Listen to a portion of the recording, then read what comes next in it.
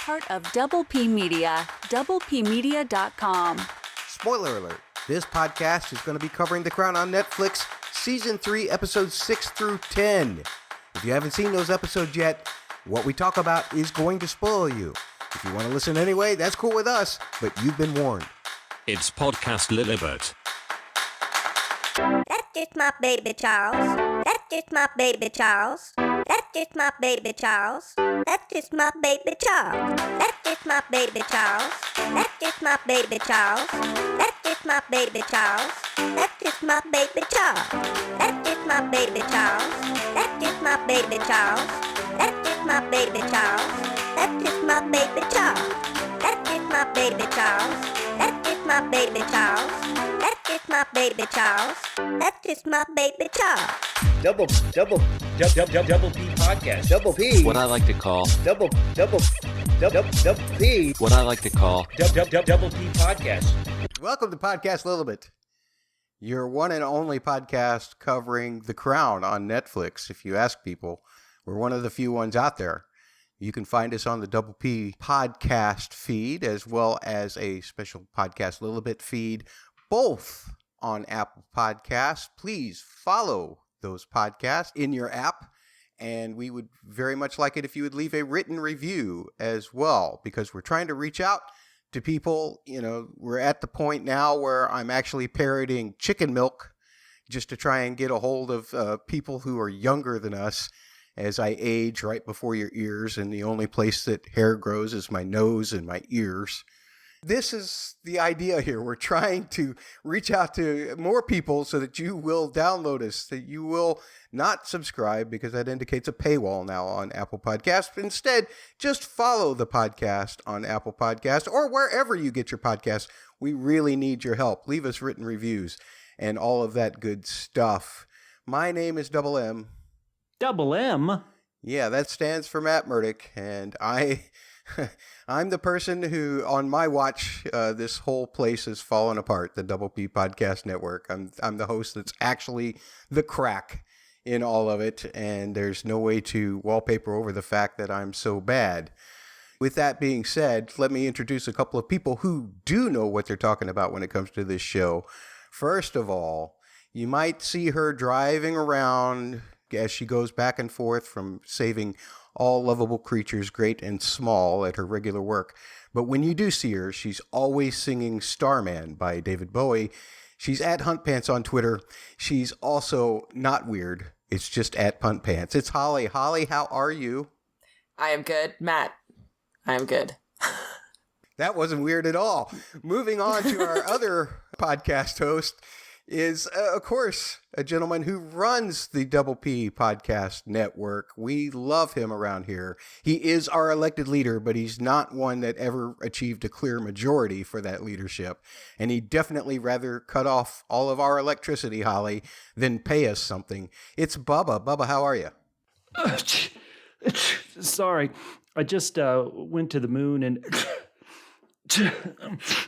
sorry. Yeah, I'm feeling got a little cold, but I'm really glad to be here. Really excited, not only for these episodes, but for this discussion as we break down the second half of Season 3 of The Crown. Very excited to be here. Yes, very excited to be here. Yes or no? We'll put that on the poll. Once again, folks, I told you a little bit about Double P up front. Please follow us on whatever podcast app that you're using. Leave written reviews where you can. But more importantly, we love to talk about this show, but we want to hear what you think, and you can let us know what you think by tweeting Double P Media. That's at the word double, the letter P for podcast, and HQ for headquarters on Twitter, or you can find them at the same handle on Instagram. You can go to the Facebook page, follow the posts there as well, facebook.com/the word double, the letters PHQ, or you can send emails to hello@doublepmedia, that's the word double, the letter P, media.com. Or you can tweet to me directly by tweeting to @LilibetPod. That's LILIBetPod. We want to hear how you would rate these episodes. We want to hear what kind of suggestions you have for our games, like what would be worse and who would need more sugar in their tea. as far as the characters go. Those are the kinds of fun games that we play on this podcast. We're also going to be talking about episodes 6 through 10 of Season 3 of The Crown on Netflix, as well as giving you a little bit of history in regards to how it relates to the actual episodes, and talking a little music as well. And of course, as I mentioned, we'll be taking your feedback towards the end of the podcast as well. First, we just need to rate these episodes on a scale of 1 to 10. We include our doubles as we go along because this is the Double P podcast. And Holly, I'm going to start with you. Episodes 6 through 10 of Season 3, how would you rate these episodes overall on your scale of 1 to 10? I gave these episodes 8 out of 10 double L's. Wait, what is double L's? Lamenting lovers. Oh, yeah. I kind of like that none of these episodes really center around Elizabeth, and they're kind of about everybody else in the family. Her role is pretty small in most of these episodes.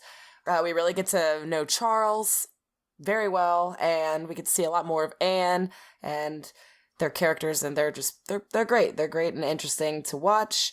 And we said goodbye to David, which makes me sad. Bubba, how about you?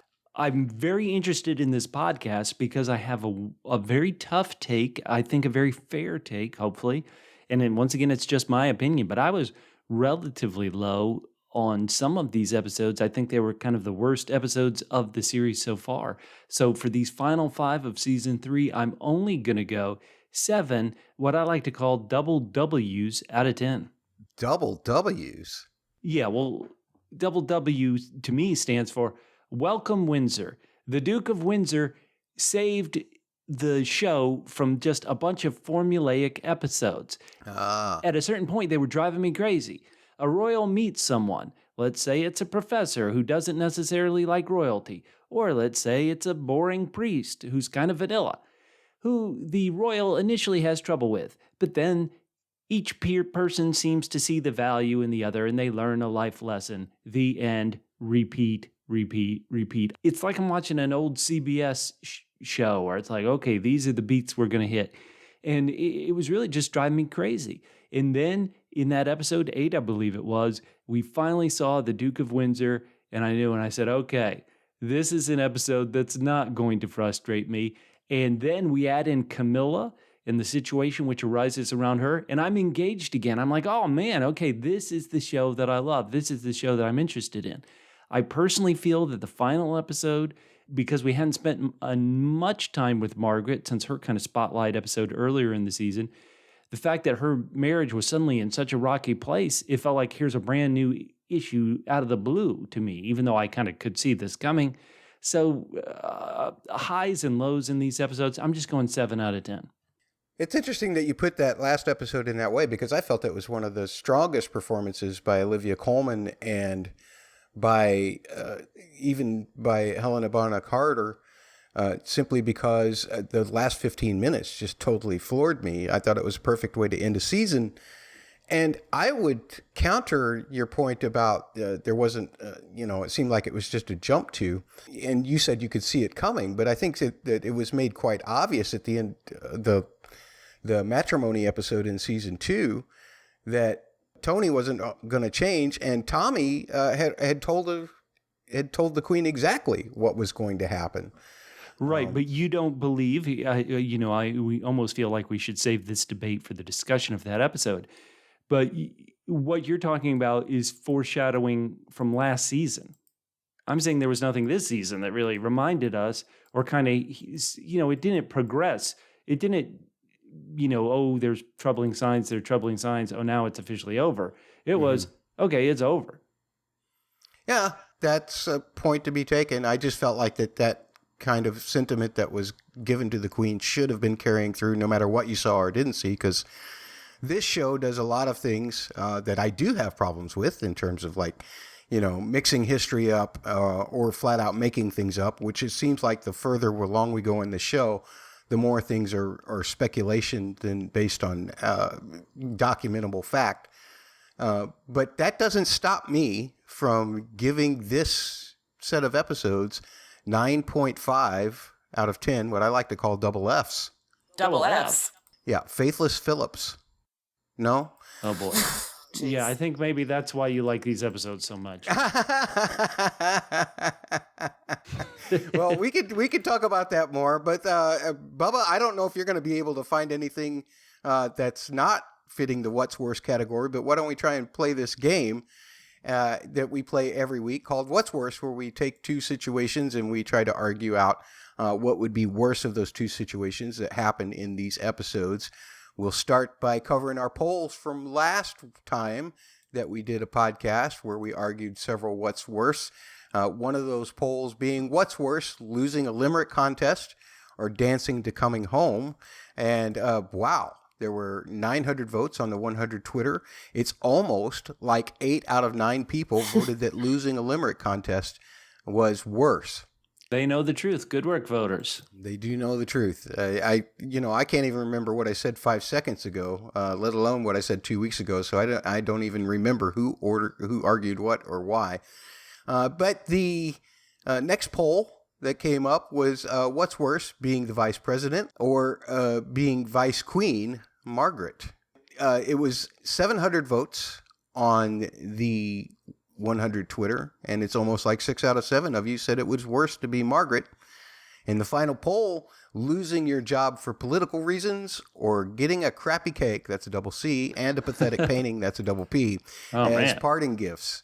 And this has never happened before, Bubba. This has never happened before. I'm sure it's happened before many times, but we had 800 votes on the 100 Twitter, and it's almost like 4 of each of you voted for losing the job or crappy cake. Dang, that's incredible. Wow.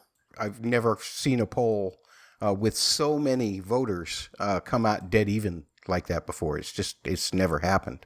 Wow. Well, let me say, the way Holly in our last podcast attacked that cake so much, it kind of makes sense.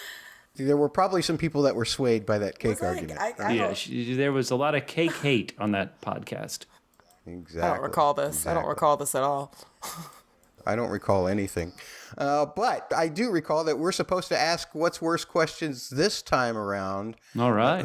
Who wants to ask first? Bubba, do you want to ask your what's worse question first? Certainly. Okay. So these episodes, we're going to get to it. And it's based around these episodes 6 and 7, the ones that I had probably the biggest trouble with. So I want you guys to tell me what's worse. Going to university in Wales for a semester or going to space. Wow. In space, you get a cold, you have to meet the royals, you have to go, you have to do boring things, or you have to learn Welsh if you're going to Wales. I've heard Wales is lovely, and I know we have some listeners in Wales that I love. But based on these episodes of The Crown, what do you think is worse? Going to space or going to Wales for university? Holly, you get to choose. Oh, this is going to sound bad. I'm sorry, Welsh fans. I'm going to say going to Wales is worse because I want to go to space. Yeah, that's it. That's the only reason. I want to be in space. So that's why Wales is worse. Sorry, Welsh people. That is really turning off some of our listeners. Sorry. Oh, lovely Wales. They filmed that Netflix show Sex Education. I love that show, but I'm also appeasing our alien fans of this podcast who that's a good point. want me to join them in space. Aliens, we love you. Aliens, give us written reviews in iTunes. Thank you. This is really the choice of two evils, trying to choose the lesser of the two evils, I tell you, which abandons all of your audience. That's how I managed to do that right there. Holly, I love it that you want to be a Bezos and just go to space. Oh, no. But you're completely wrong. Oh, no. So you're completely wrong, and here's why. Pronounce the title of this episode. Of this 6th episode. Oh, boy. Hang on. No, don't look at the doc. Pronounce the title of this episode. No. And there you have it. There's my argument. That's why going to Wales is worse. Wait, You just made my point though, because now I don't. Yes, definitely. Oh, that's right. You argued space. Well, we'll put it on the poll. Oh boy, we are losing so many followers in the lovely area of, the lovely country of Wales. This is heartbreaking. Well, Holly, since you obviously won that one, why don't you ask the next question? Okay. I came up with my own this time, Matt, and I didn't have to use one of yours. What's worse, to find out the love of your life is maybe still in love with somebody else, or to find out that your family is going to arrange their marriage? Oh. Boy, that's horrible. That's horrible. I will go first, Bubba, and I will say that, the illusion is the dream, right? You want to live in complete ignorance of anything that your lover is else they're involved in. You want to just put them on a pedestal and make them feel like they can do no wrong. And so, therefore, when somebody else comes in and swipes it all away from you, that's got to be worse. What do you think? I disagree, and I say this as somebody who's been in these situations, which is always difficult. And so I would say that I've never been on anybody else's podcast, Matt and Holly. I've never cheated on you. Don't you think that's worse? Right? I don't get what you're arguing. Me neither. Yeah, I was just thinking. I'm confused. It's contagious. The whole let's argue the last person's argument is contagious. And so let's see how Holly and Bubba do when they argue each other's points very well. What's worse? Okay, here we go. Having your son air out his family grievances in a public speech, or realizing that your husband Philip had advised you not to let your son write that part of the speech, but you let your son do it anyway. I'll go first, and I'll say that this show is moving into the 1970s. The 1970s, that's the time period some of these episodes take place in. The 1970s, this was about women's equality, women's lib. And so no man is going to tell me what to do with my son. I can bring home the bacon and fry it up in a pan. Hello. So what's worse is Prince Philip trying to tell me what I can and can't allow my son Prince Charles to do. That's what's worse. Heck yeah. Okay. Well, I don't know how I can also argue your point in this one, so I'm going to just do this one the correct way. Yeah, you're wrong. Having Philip write this speech. Wait, what? Why is Philip writing the speech? No. My brain is broken. That would be worse. I didn't realize that was one of the options. I agree with Holly. Having Philip write the speech is worse. We'll put him on the poll, or maybe we'll just cut this entire segment out together. I know. Poor Wales. We love you, Wales.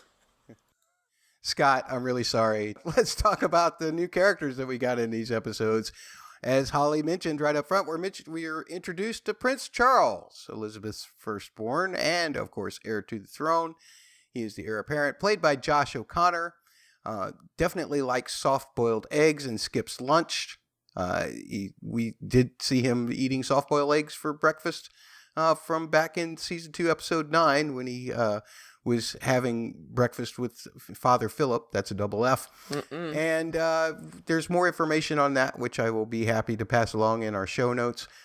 Robin, well, let's do this because he is a major character in this story. Bubba, your thoughts on Charles, just kind of overall? Well, the big thing I personally feel about this is that in this kind of Charles-focused episode, now he was, quote-unquote, a focus last season in Season 2, but he was still played by the younger actor. And the story was really about his father, Prince Philip, and how he reacted to this school in Scotland was kind of telling more not only about him, but it was really telling more about his father and how his father would react and stuff. And so what's interesting is in this debut episode, this kind of focused episode on him here in Season 3, it felt like it had to fill in a lot of the blanks. When he's writing his section of the speech, and he's talking about, hey, I know how it feels to almost to say how it feels to be oppressed and not to be able to be free. What's interesting is because we haven't spent any time with him, it's kind of shortcutting in just saying, yes, he must feel this way. And I think that's a tough thing for the actor to do. And I think it's one of the reasons why I don't find the episode as strong as some of the others that we have in this batch. I'll say there is a reason why I can see this actor has won many awards playing Prince Charles, in that I think even though he hasn't had kind of like many episodes to build to that point, I think he is very strong. So I really like him. I'll talk more, I guess, when we talk about Princess Anne, but I really did like this actor. Holly, you got is Charles just a soft-boiled egg like they make him out to be? I was going to disagree with Bubba for just a second. This has taken most of my notes out of this particular episode of the first one we're going to talk about, but I think he hasn't been on the forefront. Like, we haven't seen him firsthand how he's become the way he is, but we kind of have.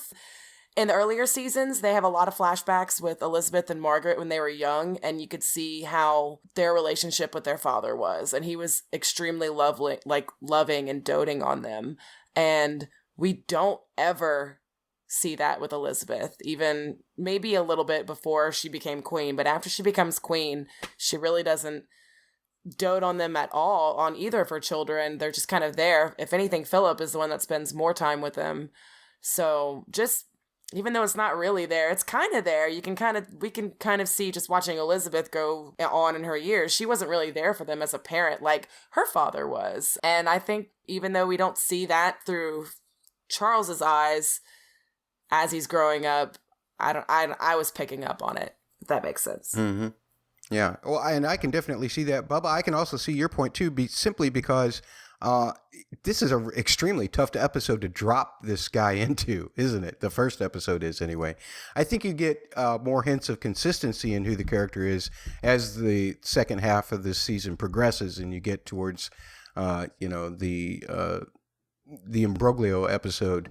I feel like helps out informing a lot about how Charles feels about how his family's held. But Bubba, I tend to agree with you in the fact that everything as far as Charles has gone, we've been pretty much told, not shown. And so that's difficult to swallow than to take it all in one big heap. And maybe that's one of the reasons why the kid's done so well with the awards, is because he's had to take on kind of this almost a writing challenge for himself. Huh. Interesting point you just made. So the next character, and some of these are one-offs, some of them are recurring, so just take them as they go. Robin Woods, who is the Anglican priest, he served as the Dean of Windsor, started serving there actually in 1962, not after the moon, or during the moon takeoff, the lunar Apollo 11 mission. So these are the kinds of things, again, where I say the show is starting to stretch things a little bit further beyond and even what have you. Played by Tim McCullen. And he founded the St. George House. I believe they founded that actually in 1966. We'll talk more about that in the history section. The Duke of Windsor, who we know as David, but now we see an older David. He's been recast for this one episode. Derek Jacobi, who, Holly, you might appreciate this. Bubba, I don't know if you're a Doctor Who fan or not, but he played the Master in the TV miniseries of Doctor Who when Paul Cornell, I guess it was kind of a miniseries. It was pre-Russell T. Davies doing the show. So Wait. I thought he was the Master, though, like in the newer one. But there before, so yes, when they first introduce him, it's like he doesn't remember who he is, and they had the episode with the watch, with the Doctor and the watch before that to kind of like foreshadow this, and it was kind of a similar situation. They were like at the end of the universe, and he was doing something. He had like an alien counterpart, like buddy there, and then he remembered, like something happened and he remembered he was the Master. And then I think he regenerated into, what is it, Simon Pegg's character? Master? Is that his name? Okay. Wallace Simpson is played by Geraldine Chaplin, who played a Queen Mother in the TV series Britannia. A lot of these actors, you find them in other historical things. Camilla Shand, this is a excellent recurring character. She's played by Emerald Fennell. The way I know her is just seeing her name in writer credits for Killing Eve. She evidently was all in 27 episodes of Call the Midwife as Nurse Patsy Mount. And Bubba, you had another note for that?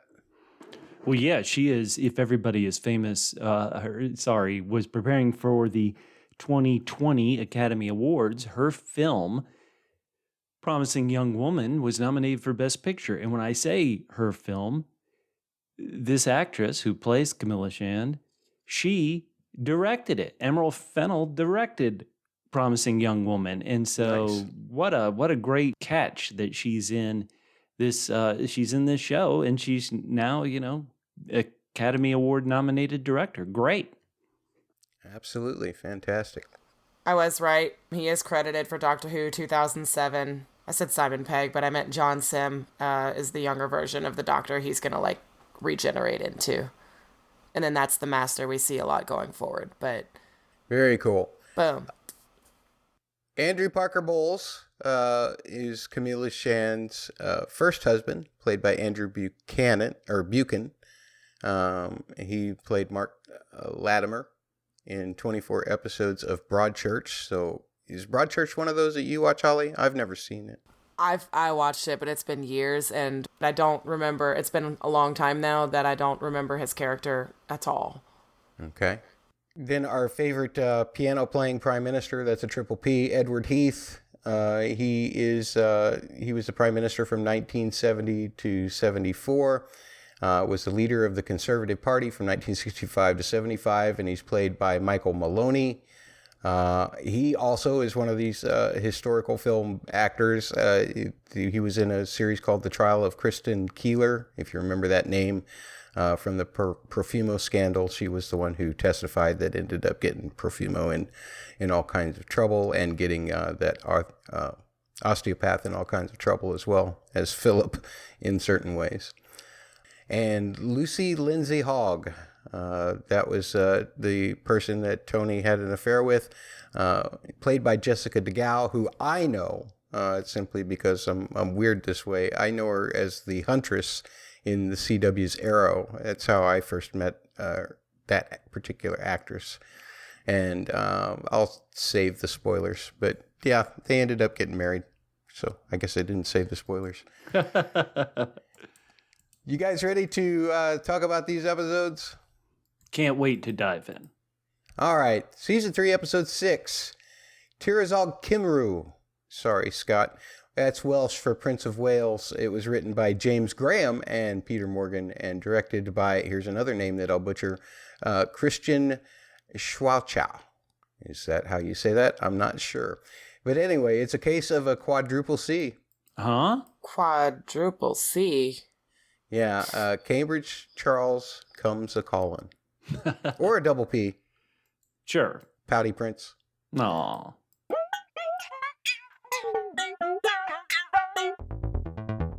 As Charles warms up for a play, Michael Adine is warming up for a military coup? No, wait. That was actually episode 5, wasn't it? Actually, this time Adine is merely spending half of England's defense budget for the investiture of Charles as the Prince of Wales. Wilson relays the story to the Queen as a joke that's not really received as a joke. Wilson suggests that Charles attend school in Wales and give his speech for the investiture in Welsh. The Queen defends the double C. Double C. That's Cambridge Charles.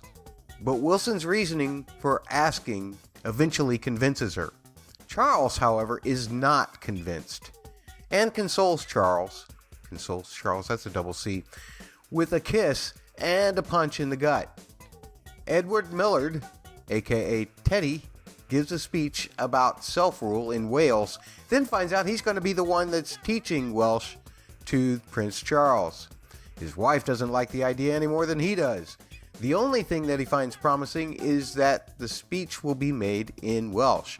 Charles is welcomed with cheers and boos when he arrives in Wales. Edward sets some untraditional ground rules from the very start. Politics and history are discussed, and then Charles is taken to learn by imitation.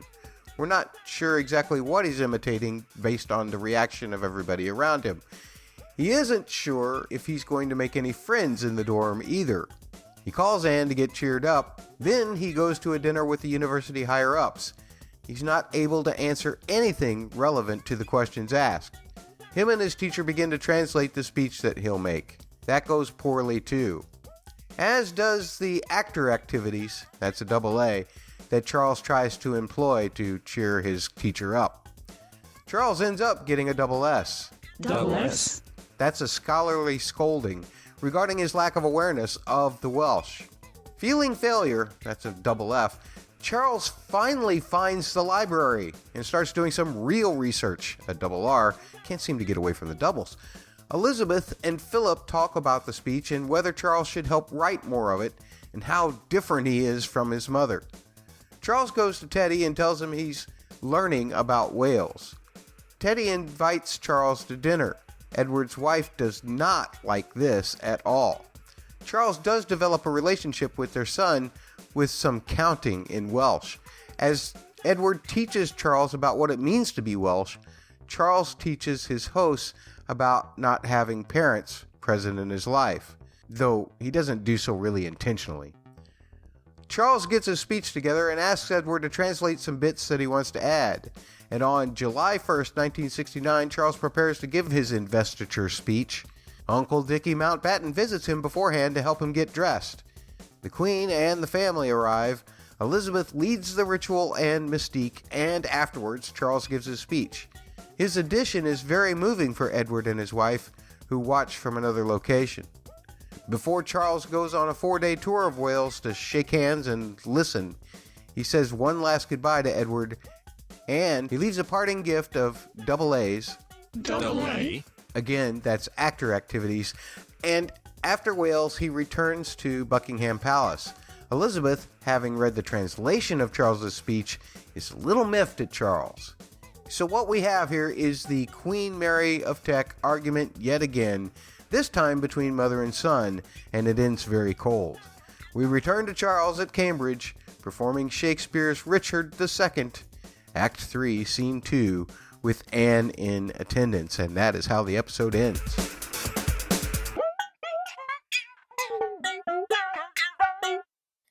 Just kind of like I said earlier, this episode highlighted the struggles between Liz and Charles a little bit.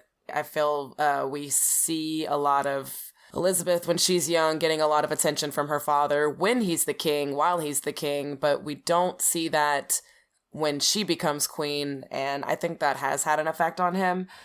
I feel like there's something just really cold about, like, at the end of the episode, he having to ask your mom's private secretary if he could see her, you know, like, he has to go through one of her minions just to, like, ask her a question, spend time with her, and that just, I don't know, just feels wrong to me. And it was really painful watching Charles watch the Millward with his family, and you know he was missing that stuff from his own childhood. But I liked his little interactions with the boy and the boy teaching him Welsh. I thought that was cute. And I will agree with Bubba with that formula, which I have enjoyed in previous episodes, and I did still enjoy in this episode, but you're right. And now I'm going to be like looking out for it more of, I hate this guy, but I got to work with him. Now I like him. Yay. That's true on that front. I'm always much more interested by the end of the episode with the Queen, how cold she was with him in regards to his speech, which, by the way, in case anybody's wondering, there was nothing in his actual speech that was to the extent that the Queen made it out at the end of the episode. There were some allusions to trying to be synonymous with the Welsh people, but we'll talk more about that in the history section. It did seem like she was drawing her own conclusions there. She felt like she placed more of herself in that than he did. Yes. I don't know. That's kind of how I read that. I agree with that.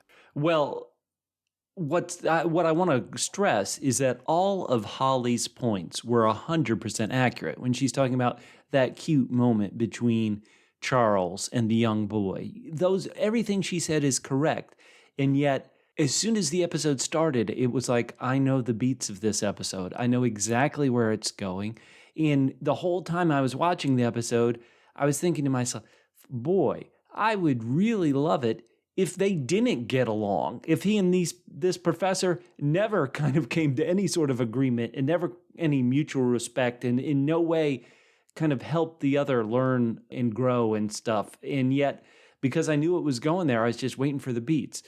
I'll talk about one thing I liked in addition to all the things Holly mentioned, was there's some great production. There's always such great production value on this. There's one shot they set up where Charles is in his room. He's completely miserable. We see Anne in the mirror, and she turns to leave. But then the camera doesn't cut away. And in the mirror, we see her come back. She kisses her brother on the cheek. Then she punches them. You know, that is a relationship that I think many people can understand. Many people who have any siblings, they go, oh, I recognize this.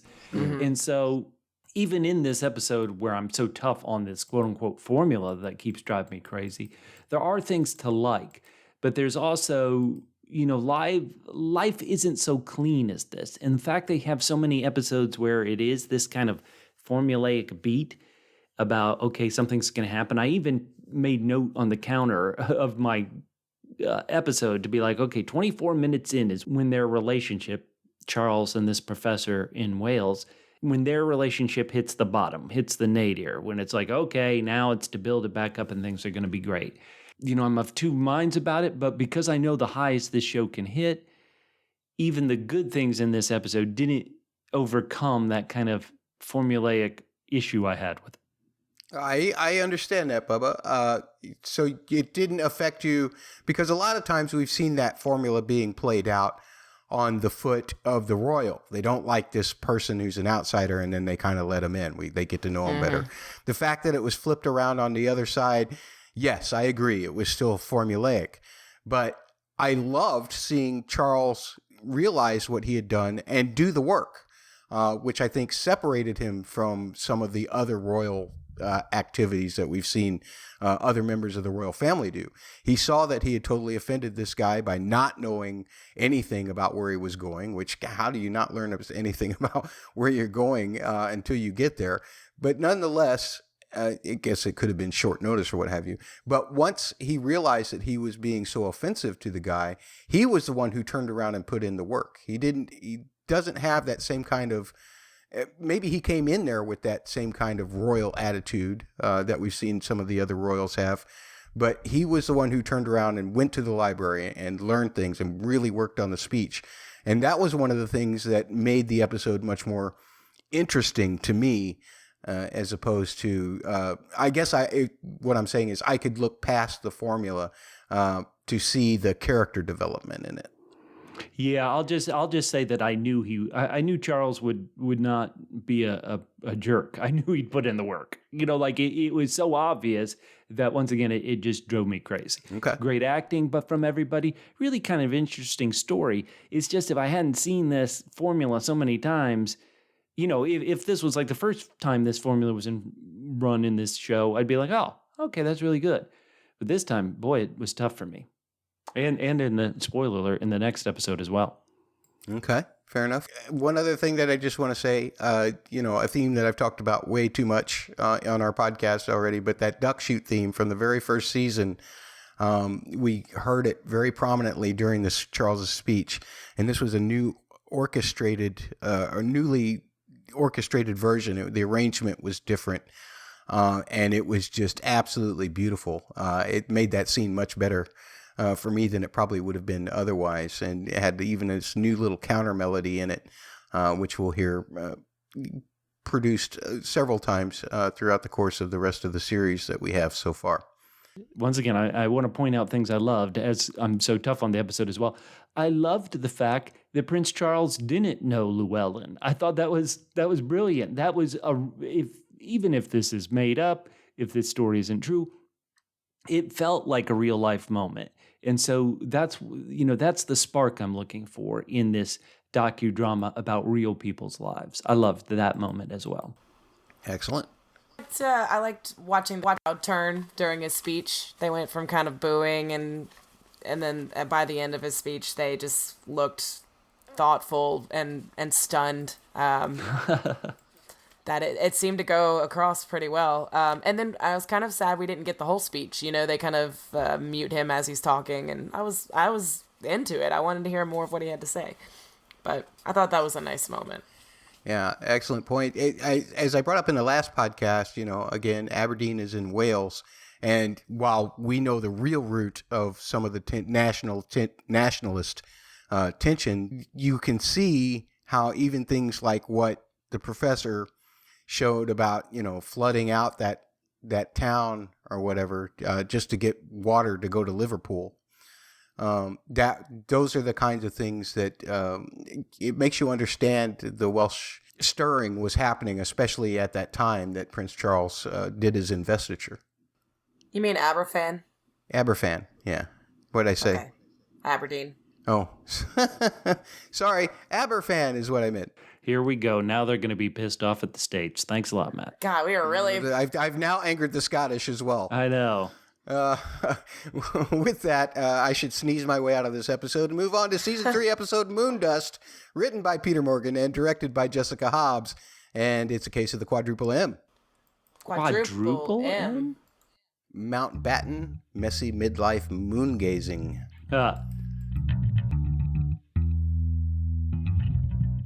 As the Apollo 11 crew get ready to launch to go to the moon, Philip watches a televised interview of them. Elizabeth comes in and speaks of a message that she has sent with the astronauts to leave on the moon, then reminds Philip that church tomorrow is at 9, not 10. On their way to church, Philip questions the point of them going to church. The dean is getting older and has some troubles, so Elizabeth asks Michael Adine about finding a replacement. That replacement must have something, but not all the multiple descriptions that Adine gives her. The Philip Polo practice, that's a triple P, shows to us that Philip isn't as young as he used to be. The whole family comes to watch the launch of Apollo 11, and Elizabeth tells Philip that she might have found a replacement for the dean. Long after everyone has gone to bed, and after Margaret and Anne try to balance things on the sleeping Queen Mother's head, Philip is still completely enthralled with the mission. Later, he is getting briefed about future dinners for the Concrete Society when the new dean, Robin Woods, comes calling to ask about abandoned buildings. He wants to use one to help priests in a midlife crisis. Philip thinks the idea is crazy, but he tells Woods that he can use whatever building he wants so long as the family doesn't need it. Speaking of the family, the whole family gathers around the telly once again when the lunar module lands on the moon. Philip again stays up late to watch TV as Neil Armstrong sets foot on the lunar surface. After giving some speeches, Philip tests his plane beyond its recommended limits, feeling unaccomplished in comparison to the Apollo 11 crew. That feeling of unaccomplishment lingers as Philip gets visited by Dean Robin Woods again, inviting Philip to say hi to the group that he started. Philip doesn't much appreciate the muddy boots on the floor, nor being ambushed into joining the meeting. He tells the group off. Then Elizabeth tells Philip that the astronauts will be coming for a visit. He asks for some time alone with them. Philip next prepares some questions for them, and then they arrive. Philip comes away from that meeting, however, feeling peeved and perspectiveless. That's a double P, right? He expresses his disappointment to Elizabeth, who in turn speaks of them in ways that actually directly relate her to them more than Philip's idealization of them. He stops by his mother's old room before closing the door for the final time. Then he goes back to the group he has shunned, admits his own problems, and recalls the conversation he had with his mother regarding faith. He apologizes to them, and maybe for the first time since he was at Gordonston, he asks for help. Elizabeth watches as the group walk together on the grounds. We are told at the end that Philip and Dean Woods became lifelong friends, and, at present day, St. George's House has become a center for faith and philosophy. Is that a double F? For over 50 years. Bubba, I caught myself in the middle of our episode at the end of season 2 when we were talking about the whole, asking for help thing. I caught myself realizing that you had not seen these episodes, and I tried to redirect some of my thing about saying, Philip never really asked for help, and there's no indication that he really has, up until this point. And I think that, while you may call this formulaic, again, he doesn't like this Robin Woods guy, thinks what he's doing is silly, and then he's dealing with his own thing. But to see actual genuine character development, a person who, the last thing that we saw him and his mother talking about was faith, in the Bubbikins episode, and now we see how he's finding a reason to turn to that. One of the things that I didn't like so much about this is they almost made it seem like that Queen Elizabeth hired this guy because she realized her husband was about to have a midlife crisis and would need him, or would need faith. They really played it up like, yeah, especially at the end where she's like, yeah, I knew that all along. You needed Score this. one for the Queen. Although I do like her concern for him, especially there's moments earlier in the episode where you can see that it's coming to her mind. But the fact, again, the way they dilate time in this particular episode makes zero sense, except for to tell this story, which I still found that I really liked. You said this was another weak episode for you, Bubba. Why? I knew exactly where it was going. There was no shock. There was no surprise. And because it fits into these neat little boxes, it doesn't feel real. Even if, Matt, sometimes you always blast the show over making things up. And I'm like, well, if I'd make things up, I'd make it, I'd try to make it seem more real where like, okay, these two events don't go together so harsh.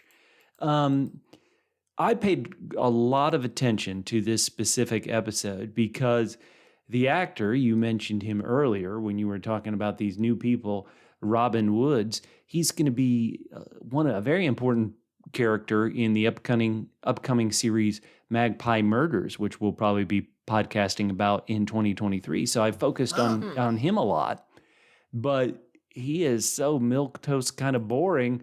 I was with Prince Philip. I was like, yeah, the hell with this. Yeah.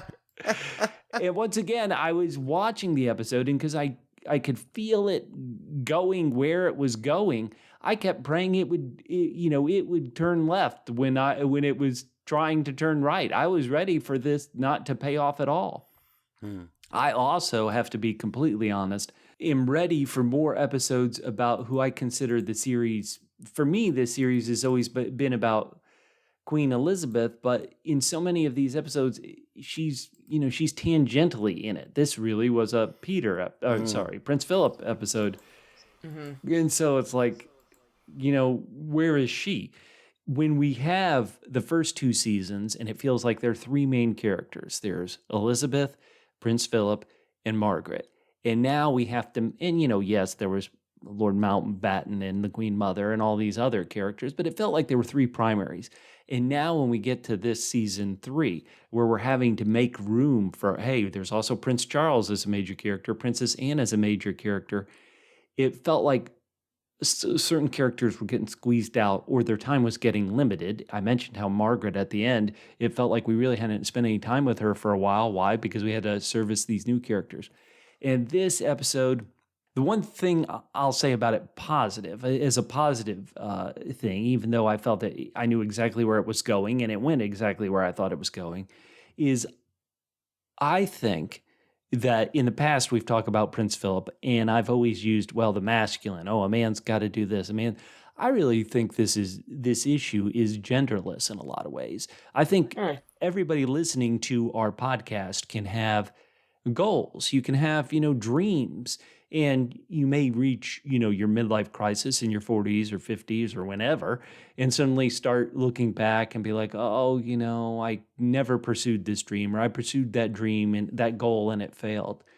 And very few of us, if any, would have the Prince Philip issue where it's like, I was prevented by my marriage from doing the goals, my life goals. And that would be tough. Whether you're a man, a woman, anybody, I think would have that. So I did like that, while being very frustrated that it went exactly where I thought it would go. To be honest, I even just turned off the episode and didn't watch to the end and watched it the next night because I was like, I know exactly where this is going. And I almost knew the meeting with the astronauts would be squirm inducing. And so I was like, it was too late at night. I didn't want to watch that. So I stopped it, watched it the next day. And so while there's great acting, and while I think, once again, if this were a one story where this story was this, and I hadn't felt like I knew all these beats before, I think I would have been like, oh, wow, this is really good. Where here, the second episode in a row, which I felt was formulaic, I was like, oh my goodness, where's this show going? Spoiler alert, I really turned the corner as we get to these final three, but that's where I was. So I'm being so tough on this. I want people who love this episode to come in and put me in my place. Excellent. And you can do so by tweeting at the word double, the letters PHQ on Twitter. Oh, yeah. Or you can tweet at Lilibet Pod, Lilibet Pod. Bubba, I will tell you that I am a person who has reached midlife and is beyond midlife.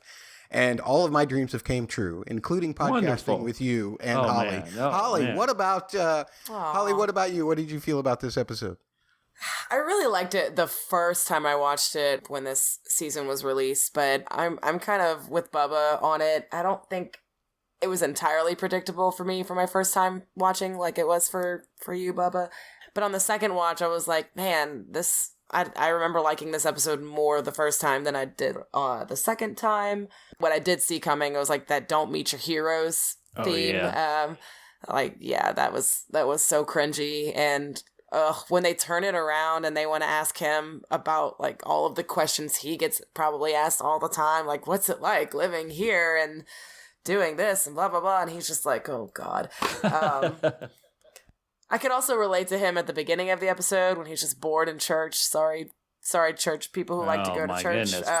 First the Welsh, now religious people. Oh, everybody's getting shots. I'm right. just gonna alienate everyone except the aliens. No, but yeah, that was definitely relatable, and I really don't. I don't have a lot to say about this episode. If I'm being honest, it was just an episode. I do love the moon, though. I'm wearing. Let's see my moon necklace I'm wearing. Y'all listeners can't. I'm wearing a moon necklace. Listeners. It's shining. It's blinding me here on the Skype. No, it's not.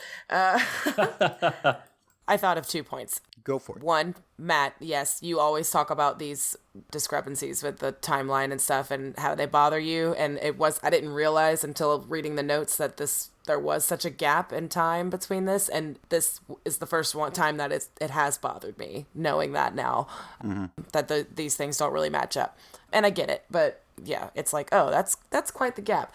The second thing is, I'm pretty sure they don't say it any other time until he's looking into her empty room that his mom died. Like they didn't talk about that. So that was kind of like the surprise moment of this episode. The twist was like, oh, she's been dead, and this is why he's been dealing with this. And this is his form of grief. And now I'm sad that we didn't get to say goodbye to Alice because we loved her on our last podcast. We loved her a lot.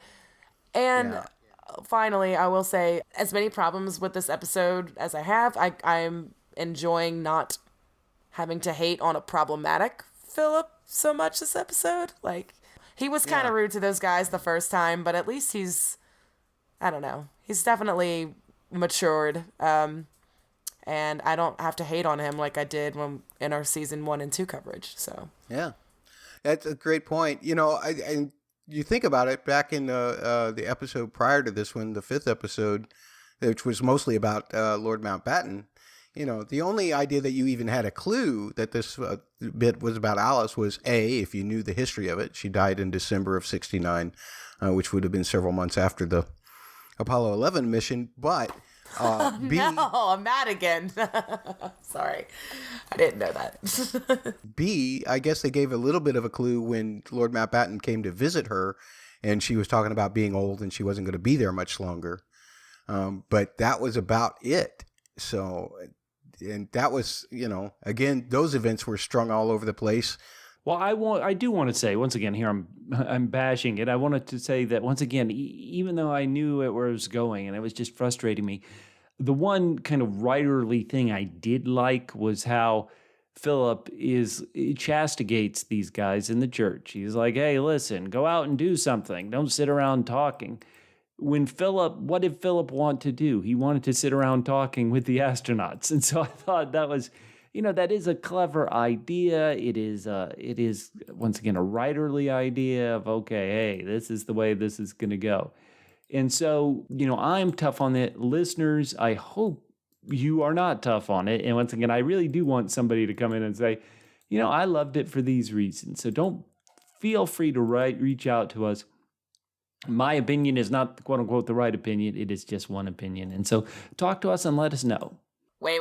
One final thing on this episode. Did anybody catch when I know it's small and quick, but anybody catch when they're all watching it, the whole family's like watching the moon landing together. In the background, you hear someone say, "It doesn't look real."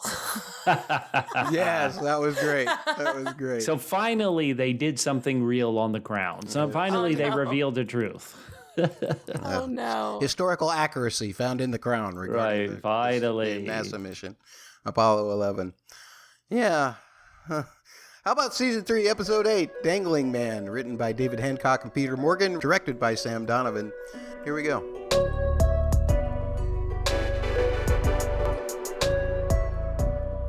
David coughs up blood and finds out that he has cancer in his throat and larynx. He and Wallace make plans to spend the last bit of their time together, and David is worried about his reputation for past transgressions. David receives the Japanese emperor for tea and unwanted pictures. Elizabeth and the Queen Mother discuss the visit and the fact that Charles is going to visit David as well. Camilla Shand and Andrew Parker Bowles are fighting about philandering. Is that a double F? Probably not. And Camilla has decided to give Andrew a taste of his own medicine. As Humphrey's Trouble in Mind plays, Andrew goes about his evening and happens to end up spending it with Princess Anne. They discuss Camilla, but Anne is in despite that, so long as it's just a bit of fun. Charles loses a polo match to Parker Bowles as as Lord Mountbatten and the Queen Mother watch, and Camilla is watching as well. Lunch between Charles and Uncle Dickie Mountbatten discusses topics from Charles's visit to David and Wallace, which Charles really didn't seem to enjoy, to Camilla, which Charles does seem to enjoy. Charles calls Camilla, that's a triple C, on election night and asks her to dinner. Queen Elizabeth meets with the new Prime Minister, Edward Heath. Philip and Elizabeth talk about the meeting before Charteris comes in to suggest that the Queen visit David while in France. Philip's not for that. Meanwhile, as Frankie Valli and the Four Seasons sing Beggin', Charles tries to seduce Camilla by playing the Saul Bellow gag. I don't know how that worked, but it did. Or maybe just, her going into the building endeared her to Charles more than the gag. Anyway, Charles and Camilla watch David and Wallace's interview with the BBC, as does Elizabeth and Philip, her mother, and Uncle Dickie Mountbatten. Anne comes to see Charles, and she warns him about Camilla. Charles and David exchange letters, but David is getting worse. And as Elizabeth tours France and Charteris brings news of David's end coming, she decides to go to see him. When David gets the news that Elizabeth is coming, he climbs out of what is to become his deathbed in order to get into a wheelchair to meet her. When they meet, they talk mostly about Charles. He gives her his letters that he had received from Charles as a matter concerning a future king. He apologizes for everything, and just like with Winston Churchill, she tries to thank David, but he ends up falling asleep on her. This time around, though, she can't quite bring herself to kiss David on the forehead as she had done with Winston. As the episode closes, we see Elizabeth reading a letter that Charles had written to David, thanking him for their reception for him when he visited, and what he had learned about leadership and love. Think that's a double L. At the end of the episode, we finally see Wallace say goodbye to David as he's left the world.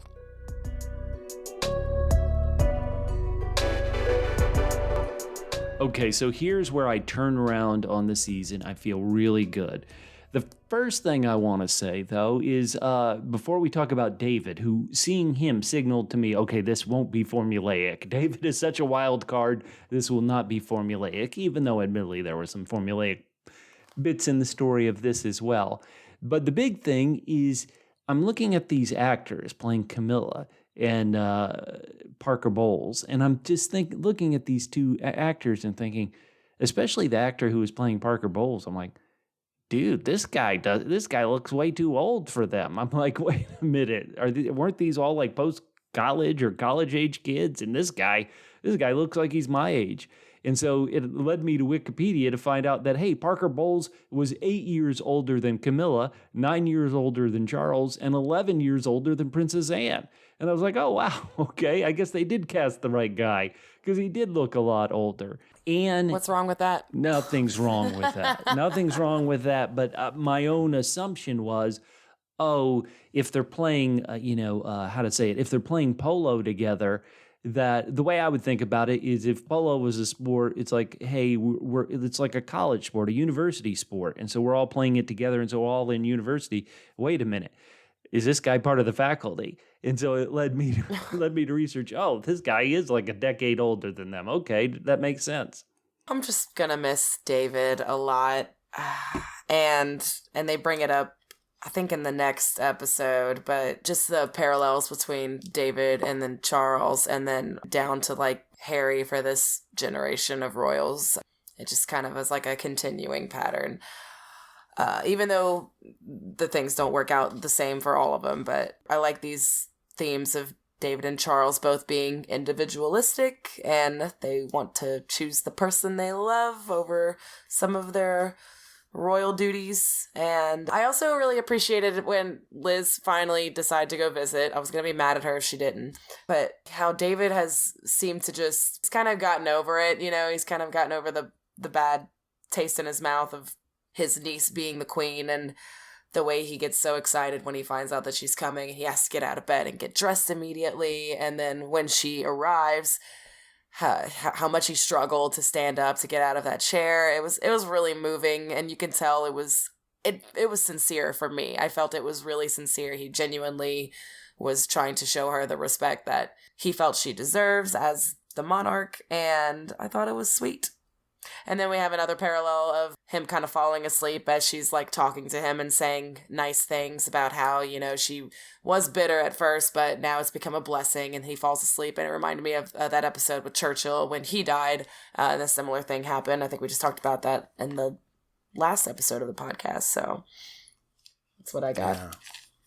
Yeah, I totally agree with you about the whole David thing. I put in my notes, you know, whether, no matter how you feel about how he was as a younger man, I really admired him for making that apology. And the only problem that I have with it is nobody was in these rooms when these kind of meetings happened, if they were around. And I was just wondering if the only reason they did that this time was to make the point that she couldn't kiss him on the forehead at the same time, or like she had done with Winston before.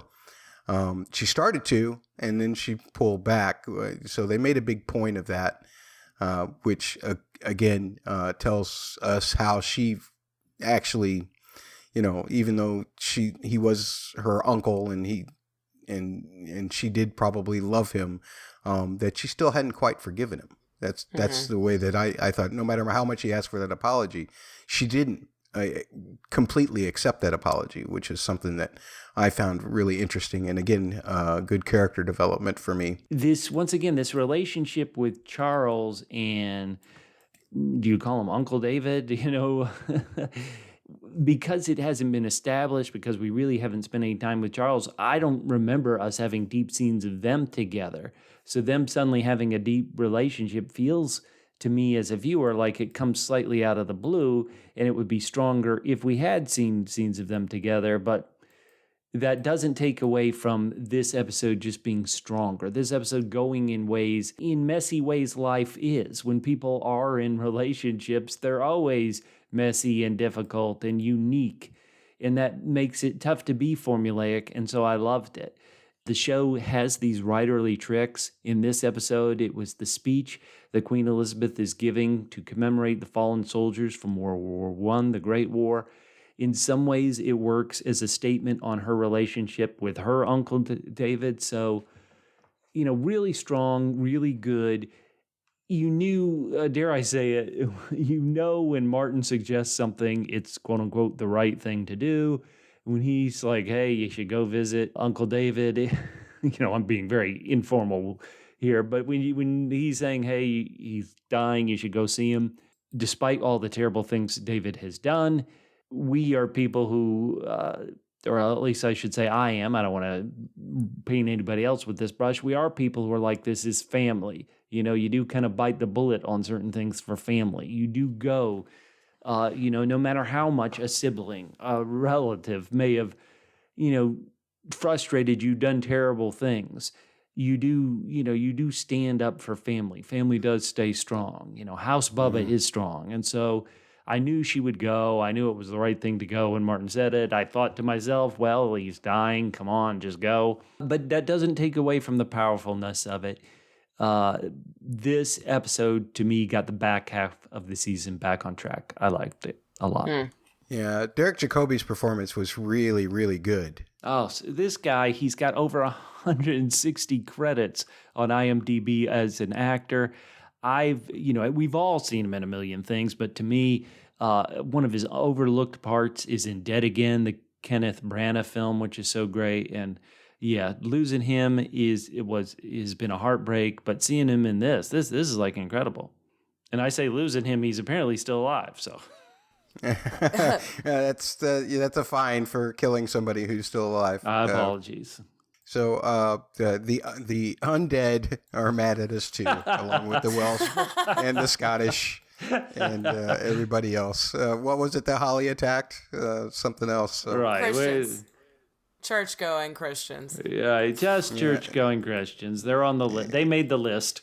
They're just Anglican Church. No, okay, good. Perfect. Just the Anglican Church. All right, walk it off, church. Woo.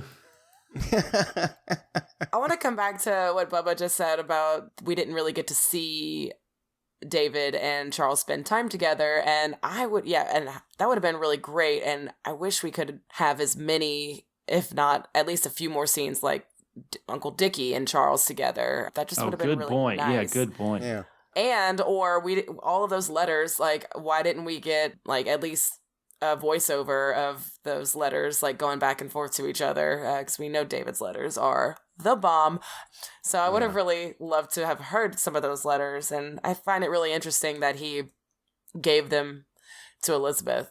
In some ways, it kind of felt like, oh, is he betraying Charles's trust a little bit in order to like win favor back with his queen, or was he legitimately trying to help her understand who he is? And I hope it's the latter.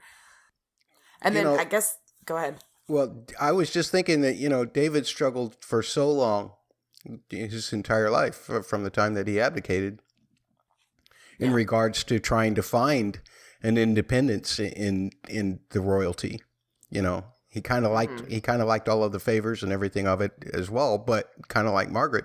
But at the same time, this was I think you hit it on your second point there, that he was trying to make a point that, maybe the crown does need to be more individual. Look at how Charles is. He's going to be the next king. This is our chance to change something. So I don't necessarily know if that's the right thing, but I know that they've made it so that the character definitely still, even to his dying days, believes in that. So I thought that was an excellent point you made.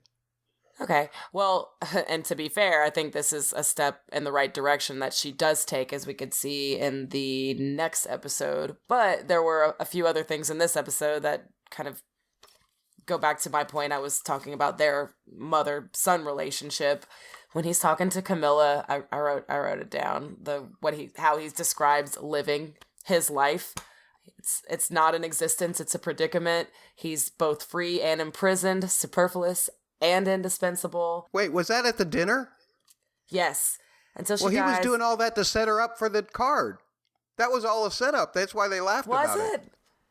All of that was? Because it felt real, I think some of it was a little passive-aggressive, but But I felt like that a lot of that, he was just trying to bring her down in the dumps to get her to set her up. No, I felt like that actually rang pretty true for their relationship. And again, just kind of goes back to my point of the differences between how she's parenting him versus how she was parented by her father and how different they are. Well, let's go into that. Holly, if Prince Charles, if you had been on a date and they pulled that little prank on you, would you giggle like Camilla did, or would you be like, this is our first date, awful. dude. What the hell are you doing? No, I think I wrote down in my notes, I was like, that was really childish, but when has he been allowed to have fun? So I don't know. It seemed like a dumb prank, and I think I would have been not laughing. I've been like, seriously? I don't know. How about this?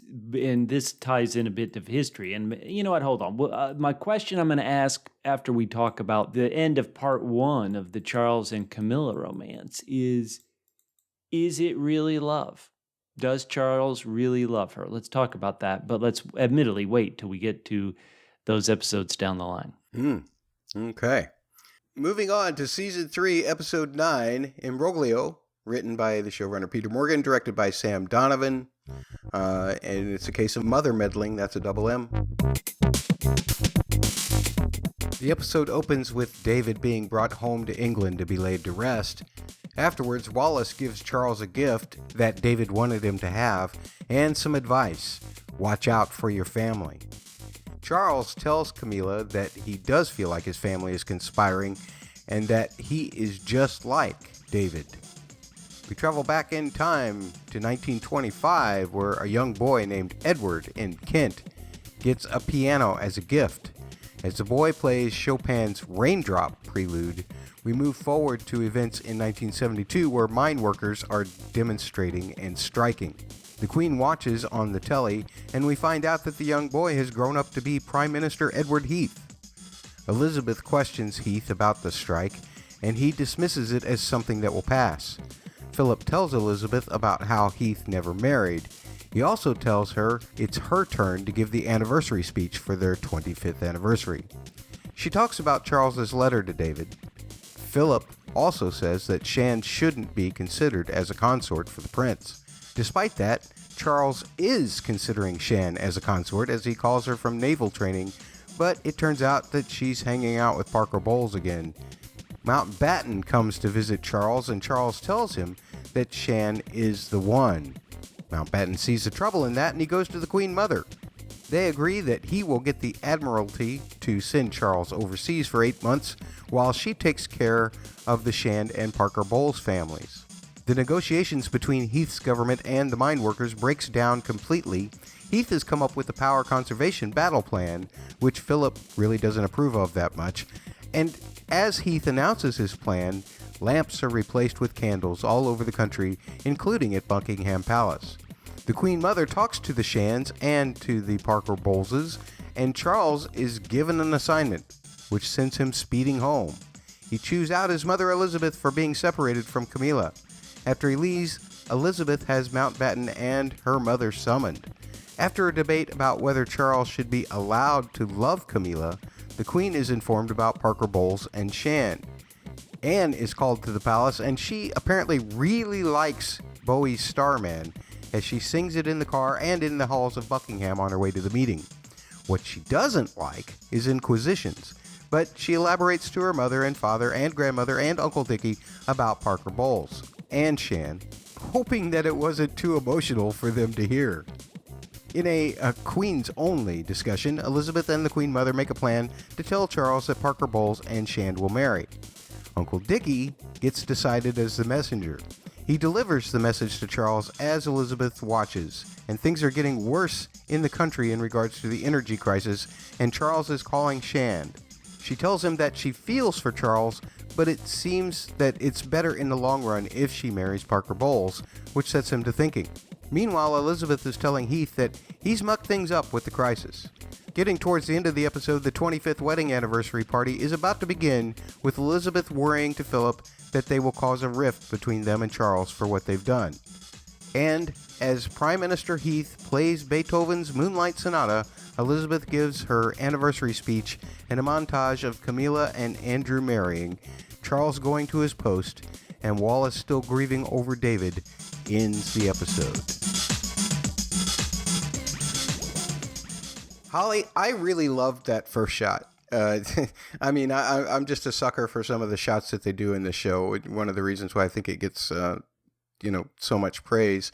And I don't suppose it's something that's particularly new, but it was just done so well, probably in front of a green screen, for the most part. But I just love that you're in the clouds and then the plane's coming through the clouds and then you see that you're looking out a plane window and then you just slowly pull back to David's coffin. That was just so dramatic. I love that. What else did you love about this episode? I really liked that pocket watch that Wallace gave to Charles with that inscription and the advice she gave him. No excuse for going in the wrong direction. I think those are pretty good words to live by. What did I love about this? I don't know how much I love. I like this episode. It was interesting. Oh, and when they call Anne into the family meeting, they're like, now don't get too emotional. And then she's like, no, this is what happened. Was that not enough emotion for you guys? I loved it. Well, how about when they call her in and they're like, Anne, we need to talk about your brother. And she knows who they mean. But she goes, I got 3 brothers. Which one? She knows what, they don't bring her in to talk about any other brother. But I loved that moment. Once again, this feels real. Relationships are messy. Life is messy. And so even though it's a weird end point that it gets to, loved this episode, loved Anne throughout the season, as the show seems to love Anne. And the resolution, sticks with you because there's not a clean resolution because life a lot of times isn't clean. Loved it. I want to give a shout out to Sue Crawshaw, pardon me. She was a season 1, season 2 music supervisor. And then Sarah Bridge for this season, especially because she pulled some great tunes in order to, and got it all done so that the show could use them.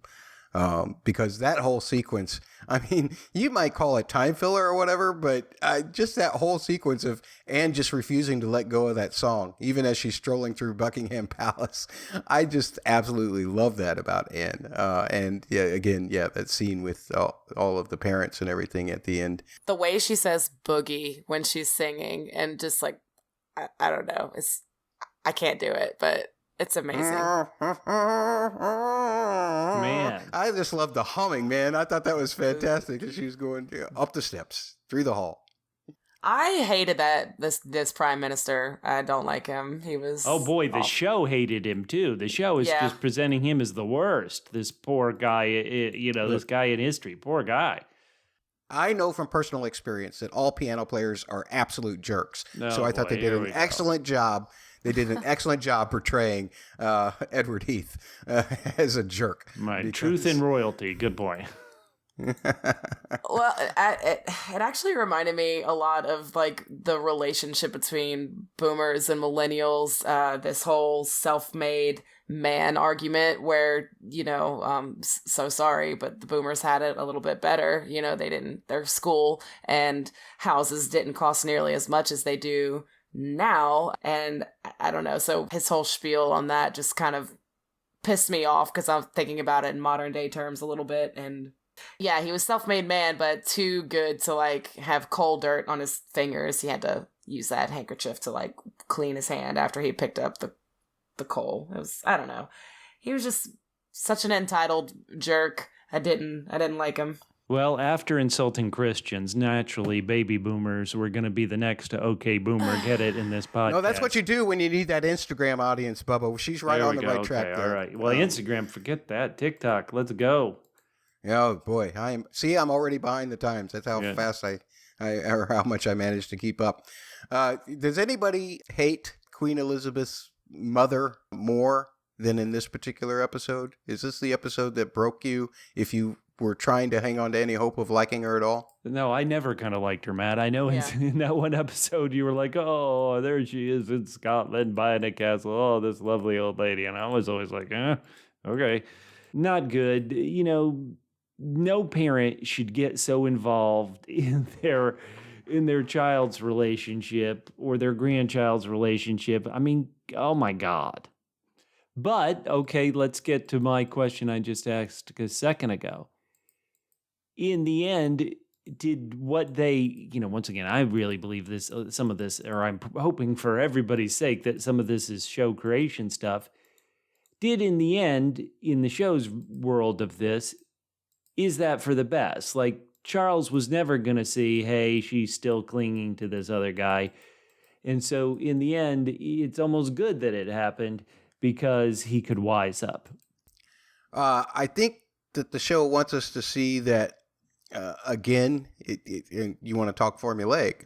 It's about whether it's proper or not, more so than whether he loves her or not.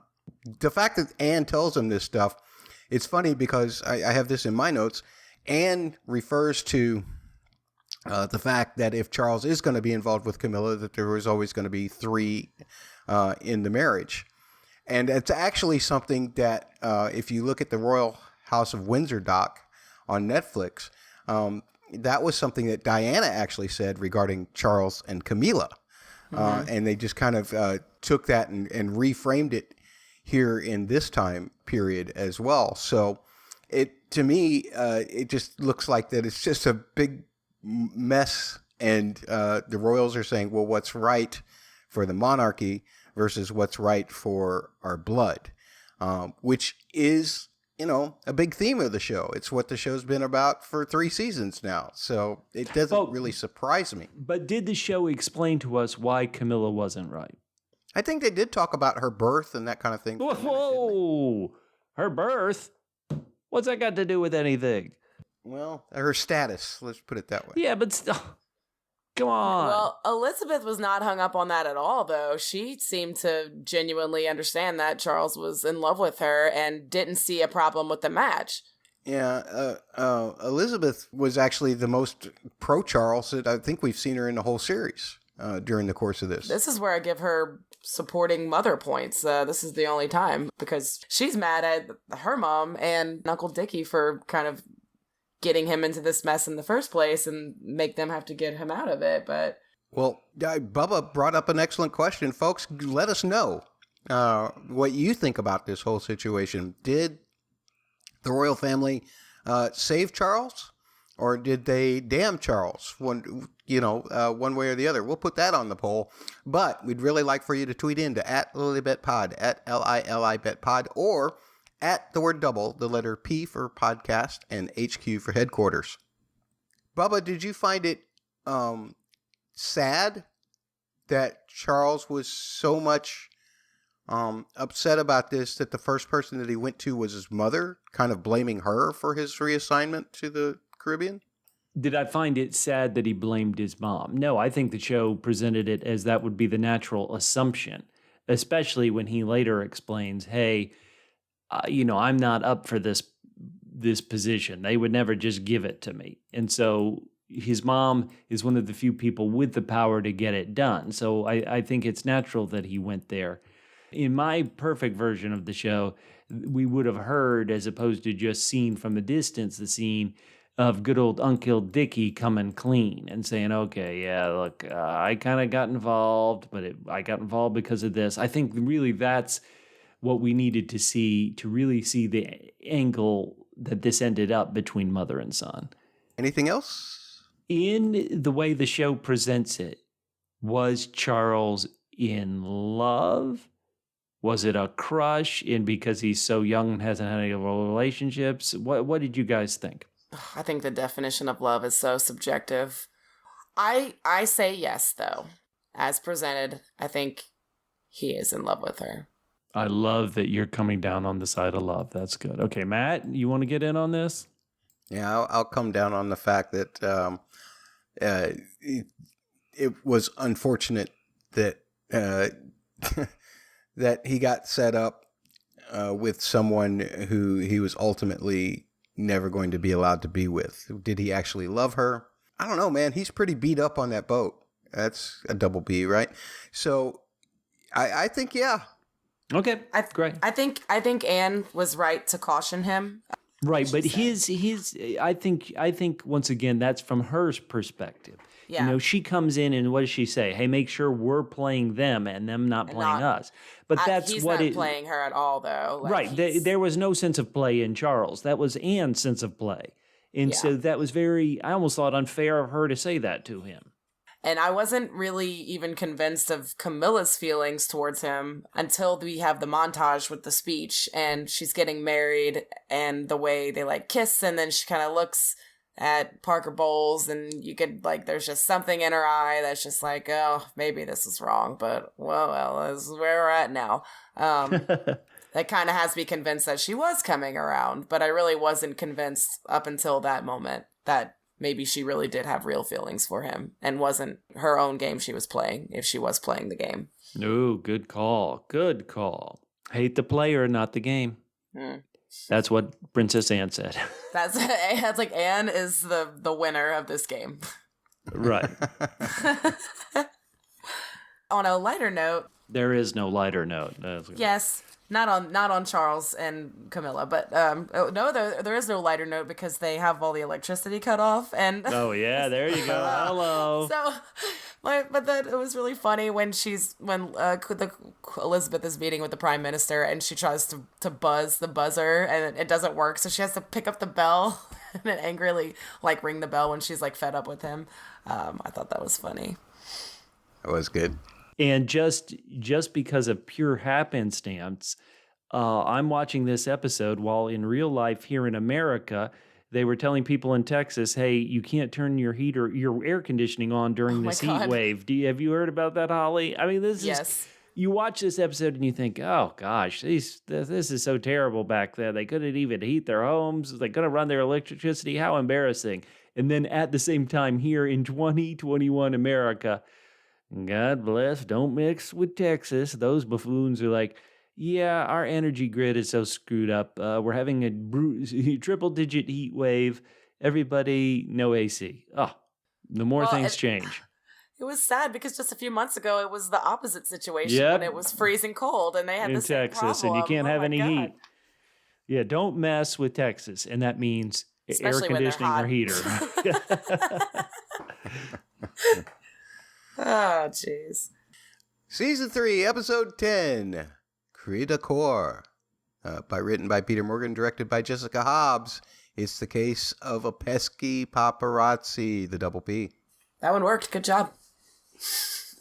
1 for 5.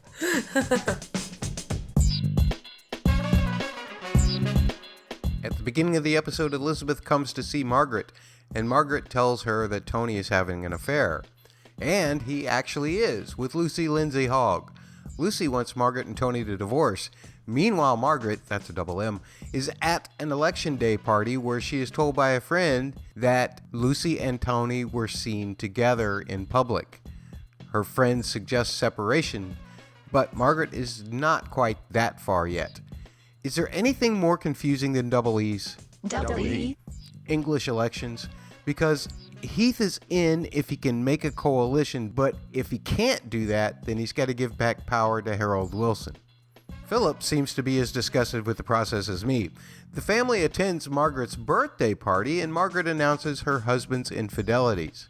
Everyone talks about his films, and finally Margaret loses it and basically shouts, "It's my party and I'll cry if I want to, damn it." But really her family just doesn't want the food to go to waste. Margaret's informant friend invites her to a weekend party. Margaret does some timely train traveling, that's a triple T, recalling past incidents with Tony. Does that make it a quadruple T? He snuggles with Lucy while Margaret naps upon arriving at her friend Anne's place. Then Margaret meets a fully clothed Roddy at the pool and takes him downtown to buy some swim trunks. As Squeezebox by The Who plays, Margaret tells Roddy she needs her garden tendered. Ooh. At the party that night, her and Roddy perform Sophie Tucker's Red Hot Mama together and then get kind of red hot together themselves. Her friend Anne's concerned about what they've started, but hubby says she's actually fantasizing about Tony himself, given the likeness in appearance. The real Tony then comes to Elizabeth bearing gifts with designs for the upcoming 25th Jubilee. Elizabeth urges Tony to patch things up with Margaret, but then he tells Elizabeth about Roddy. Margaret and Roddy are off to the island of Moustique, a private island, and as Neil MacArthur performs his version of the zombies' She's Not There, we get the musical Moustique montage, that's a triple M, of fun and sun, with various types of gardening involved. As Tiger Feet by Mud plays, Margaret starts imagining Tony. The paparazzi start catching up with her and Roddy's adventures. Headlines come out and the Queen Mother demands that Margaret be summoned back. Lucy sees those headlines and she's happy. Tony sees those headlines and he's not so much happy. Margaret and Roddy do come home. Tony is there, waiting for them, and Tony and Margaret start to get vicious towards each other, causing Roddy to leave.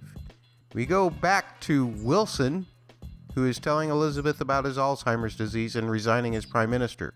There's an exchange of genuine well wishes, and she actually wants him to be the first Prime Minister since Churchill that she attended a dinner with at Downing Street. The news of Margaret overdosing then comes to Elizabeth. The family is briefed by the doctor, and then Elizabeth visits Margaret. She tells Margaret that life without her would be unbearable, and as Jubilee Day comes, Elizabeth recalls her conversation with Margaret regarding accomplishments and failures. Margaret had given her the encouragement that she needed, and the season closes with Elizabeth getting in the coach to ride in the Jubilee celebration. I was down on episode 6 and 7. 8 and 9 get me back up, and I found this a middling episode, mainly because, once again, we had to fit in Charles, we had to fit in Princess Anne, we had to kind of fit in a new prime minister, all the things we have to fit in. It feels like we haven't spent any quality time with Margaret since she was getting drunk with LBJ several episodes ago. So the fact that this episode cuts and, hey, the marriage is, for all intents and purposes, over, it was rush. It felt jarring, even though I knew from the beginning this relationship would be over. But to not have little scenes sprinkled in throughout the season of them having trouble for, it to be like, okay, it's over, it was jarring. And then I forget which season was. I believe it was season 2. Season 2 ended with this perfect family portrait when the family had so many fractures in it, the interpersonal relationships from the family being so tense and fraught. And then you end that season with them all gathering together for a family portrait. That was a beautiful, masterful final image, final kind of button on the season. This season, this is really a Margaret episode, but then suddenly the Jubilee, to me, feels like it's coming up out of the blue. And once again, now we're trying to get the focus back on Elizabeth, even though this episode was really about Margaret. Not quite the button that the previous season had. Not quite the kind of emotional climax to a season like some of the previous seasons have had, because it felt like, it was building to a point, like the infamous, hey, I'm not, Philip saying to Elizabeth, I'm not cheating on you, I'm here, da-da-da, da-da-da, da-da-da, bam, that's what the season has been building to, that's what the final thing was. This, because we have to share more time across more characters, to me, it didn't come together as well, even though great acting from Helena Bonham Carter as Margaret. Loved it. Yeah, I loved it too. The funny thing is that, and maybe it's unfortunate for me, I will say it's unfortunate for me, but the ending got me so much that it was hard for me to recall all of what happened with Margaret and Tony Armstrong Jones. And this Roddy character, I found a lot of it just, when I look back on it, I just found it comical, the same way that I found the second episode comical with her and LBJ. So the weight of it all, and again, because we know from knowing real history that this was going to end up, I probably wasn't affected by the jarringness of it with you as you were, Bubba. But I can see how you would say that it was handled kind of poorly.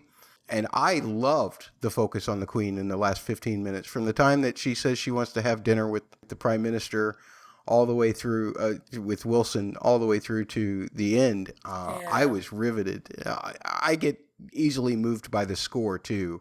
And Phipps's score, that version of of New Queen just really hit it home for me. I loved every moment of it. The sound textures of it at the end, when you hear Margaret and Elizabeth, the last conversation that they have before we get to the scenes, it's like, it's almost kind of done in a montage flashback style. I thought that was just brilliantly put together. And it was really dramatic and emotional for me. I loved it. Holly, how about you? I'm kind of somewhere in between you guys. I think I agree with Bubba with what you said earlier about how they didn't really build their relationship falling apart very well. But then when you go back and think about it, it was kind of doomed from that first episode they met back in season 2. And when they agreed to get married and they said, what did he say? He said, "Don't bore me." And then in this episode, she said, "War is our love. Wouldn't have it any other way. Contentment is dull." So it was almost like they've been just keeping going at it, or she's been trying to keep fighting with him so he would stay, which is not healthy. I did feel really bad for Margaret too, when it's her birthday dinner and she is upset and talking bad about him because he's not there and he's off cheating. And then everyone in her family just starts talking about how much they like him. Like, what? That must have felt terrible for her. And I think she kind of maybe come across as selfish and entitled and just wanting like the attention, but I did really feel bad for her there.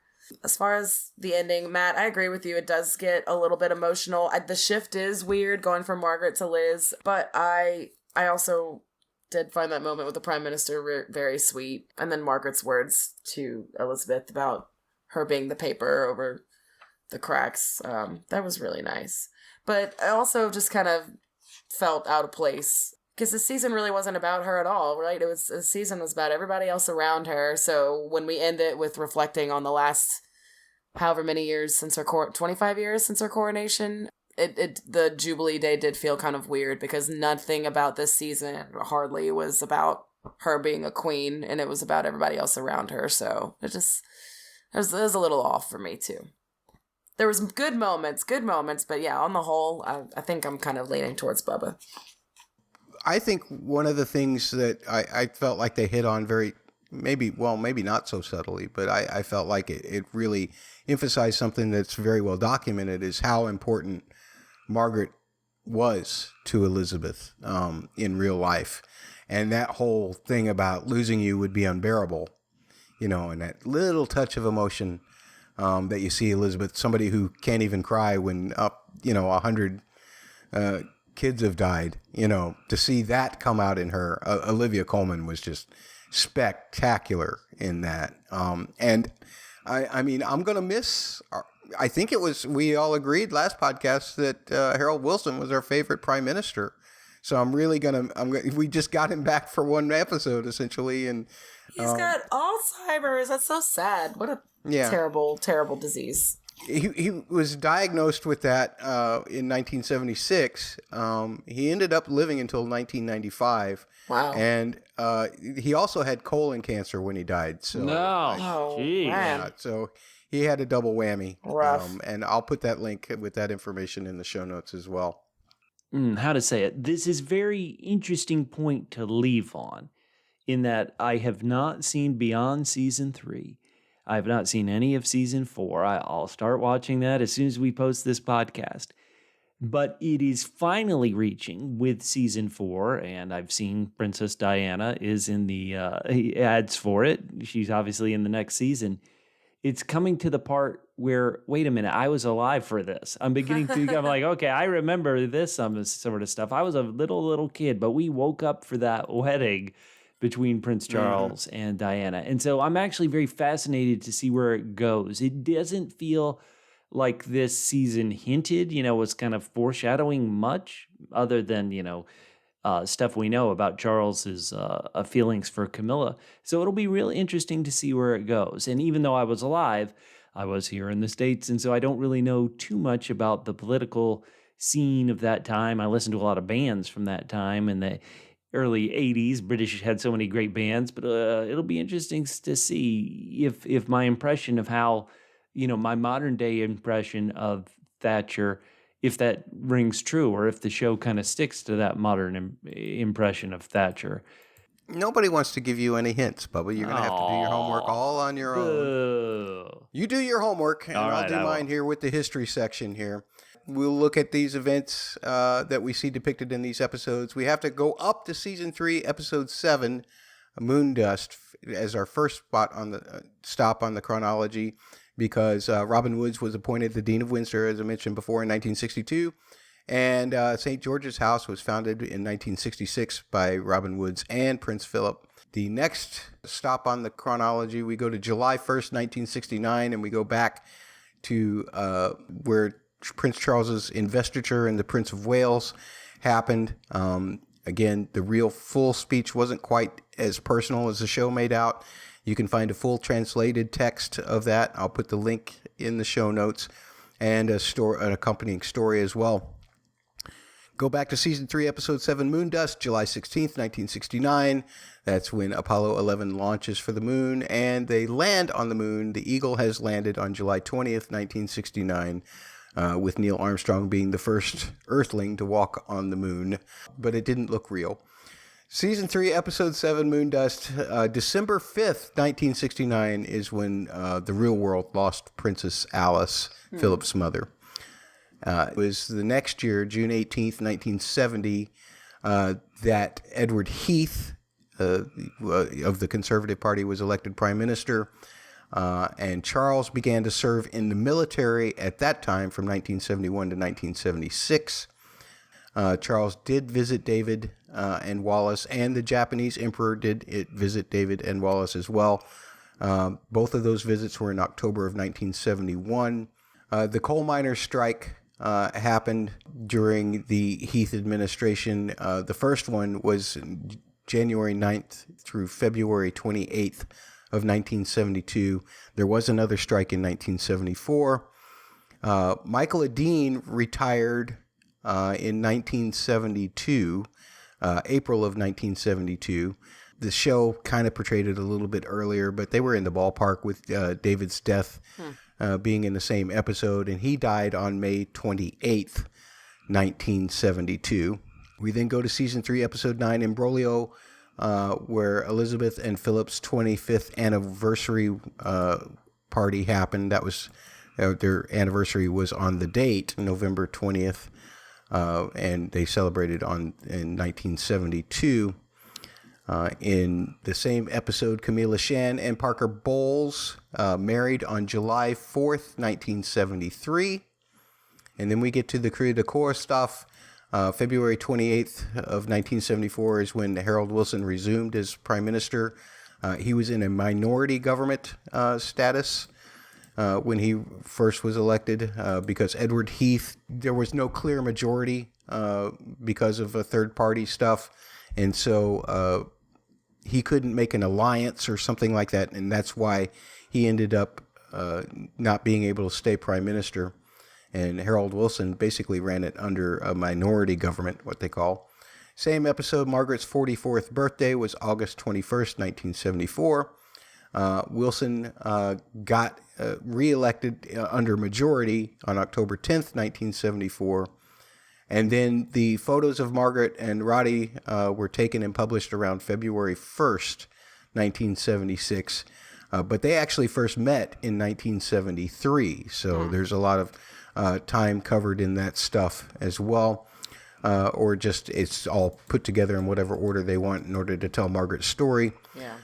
Harold Wilson resigned in April 5th, 1976. That was the same year as his diagnosis of Alzheimer's.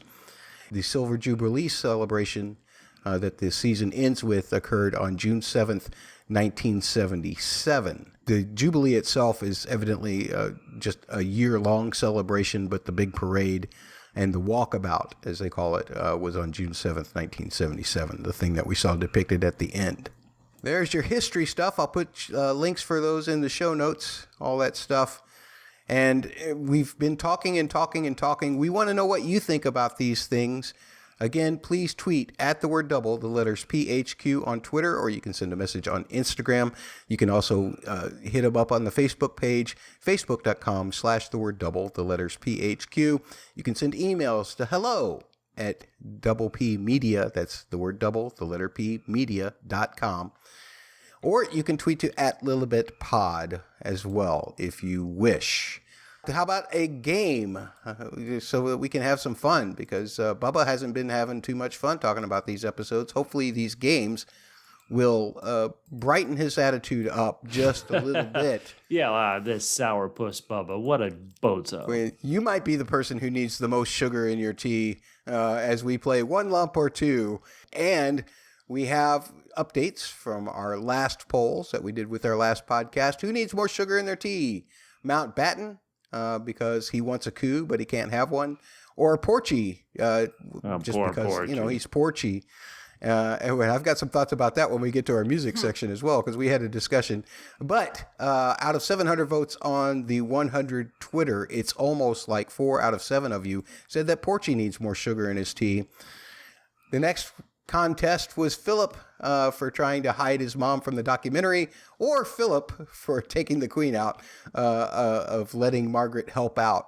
And it was a tough call. It was a tough call. Again, 700 votes on the 100 Twitter, and it's almost like only 4 out of 7 of you have voted in favor of Philip, the one that was trying to hide his mother. That's the worst, or the Philip that needs more sugar in his tea.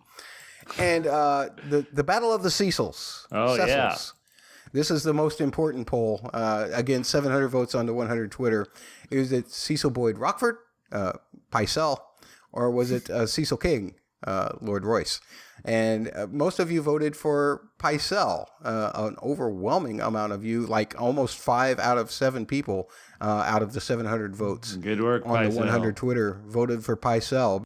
Let's get to this week's question. So you can vote on them. Once again, I post these polls up at Lilibet Pod, Lilibet Pod on Twitter. And then double P at the word double, the letters PHQ, generally retweet them as well. Who's going to ask the first question? You do, Matt. I think you need to go first. I think you, because I've been so tough on these episodes, you need some sugar. So let's hear it. Yeah, I do need some sugar. Let's see. This is tough for me to choose because I always write down 3 or 4 just in case somebody needs one. And then I can't decide on which one that I like to do. That's why I usually try to give everybody else a chance to go first. Let's see. I'm going to go with this one. Let's hear it. I want to say, who needs more sugar in their tea? The piano-playing prime minister, that's a triple P, Edward Right. Heath. Yep. Or a group of middle-aged Anglican priests who've lost their preaching pizzazz, which is only a double P. Oh, man. That is a great, great, great question, Matt. And I'll go first and say there's no wrong answer because they both need sugar so bad. They both need some pep in their step. There is But no if you wrong had to answer. choose, Bubba, who needs more sugar? You only have 3 cubes of sugar, and you know you've got to give one to one of these people. Now, Because one of these actors who was one of these boring ass priests. Excuse me. God, boy, I'm getting tough here on the priests, but this is fictional, obviously. But these boring ass priests, he played 2 roles on Game of Thrones. He played an actor in Bravos, and he played a King's Landing guard who got his face smashed in by Gendry's hammer. So this actor has had quite a bit of success in popular international television recently. So he doesn't need any sugar. So therefore, by process of elimination, it is the piano-playing prime minister. This guy, the show presented him in such a terrible light that I need sugar for him. I feel so bad for how this real person was displayed on this popular show. I pray for him he wasn't this bad, but on this show, man, this dude was terrible. And so I am saying, piano-playing prime minister, get it. Get some sugar, buddy. Yeah, we'll put that on the poll as well. I need sugar thinking about this guy, yes or no? Holly? Hell yeah. Holly, how are you going to do the group that needs preaching pizzazz? They were just humiliated by their royal prince of what's his title now? I can't remember. He was a dissin' duke. He was a dissin' duke. I like that. That's a double D.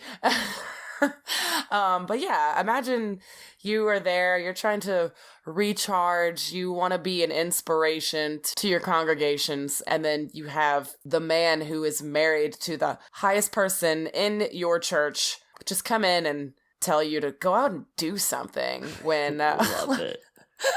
like, just sitting around drinking tea without sugar is not going to do anything. So they No. need to put some sugar in their tea, and then that will be all of the action that they need to take in order to recharge their batteries and become a better inspiration and get their congregations back in their pews. I mean, when Prince Philip came in and said, "Get lost, nerds," I mean, that was really rough.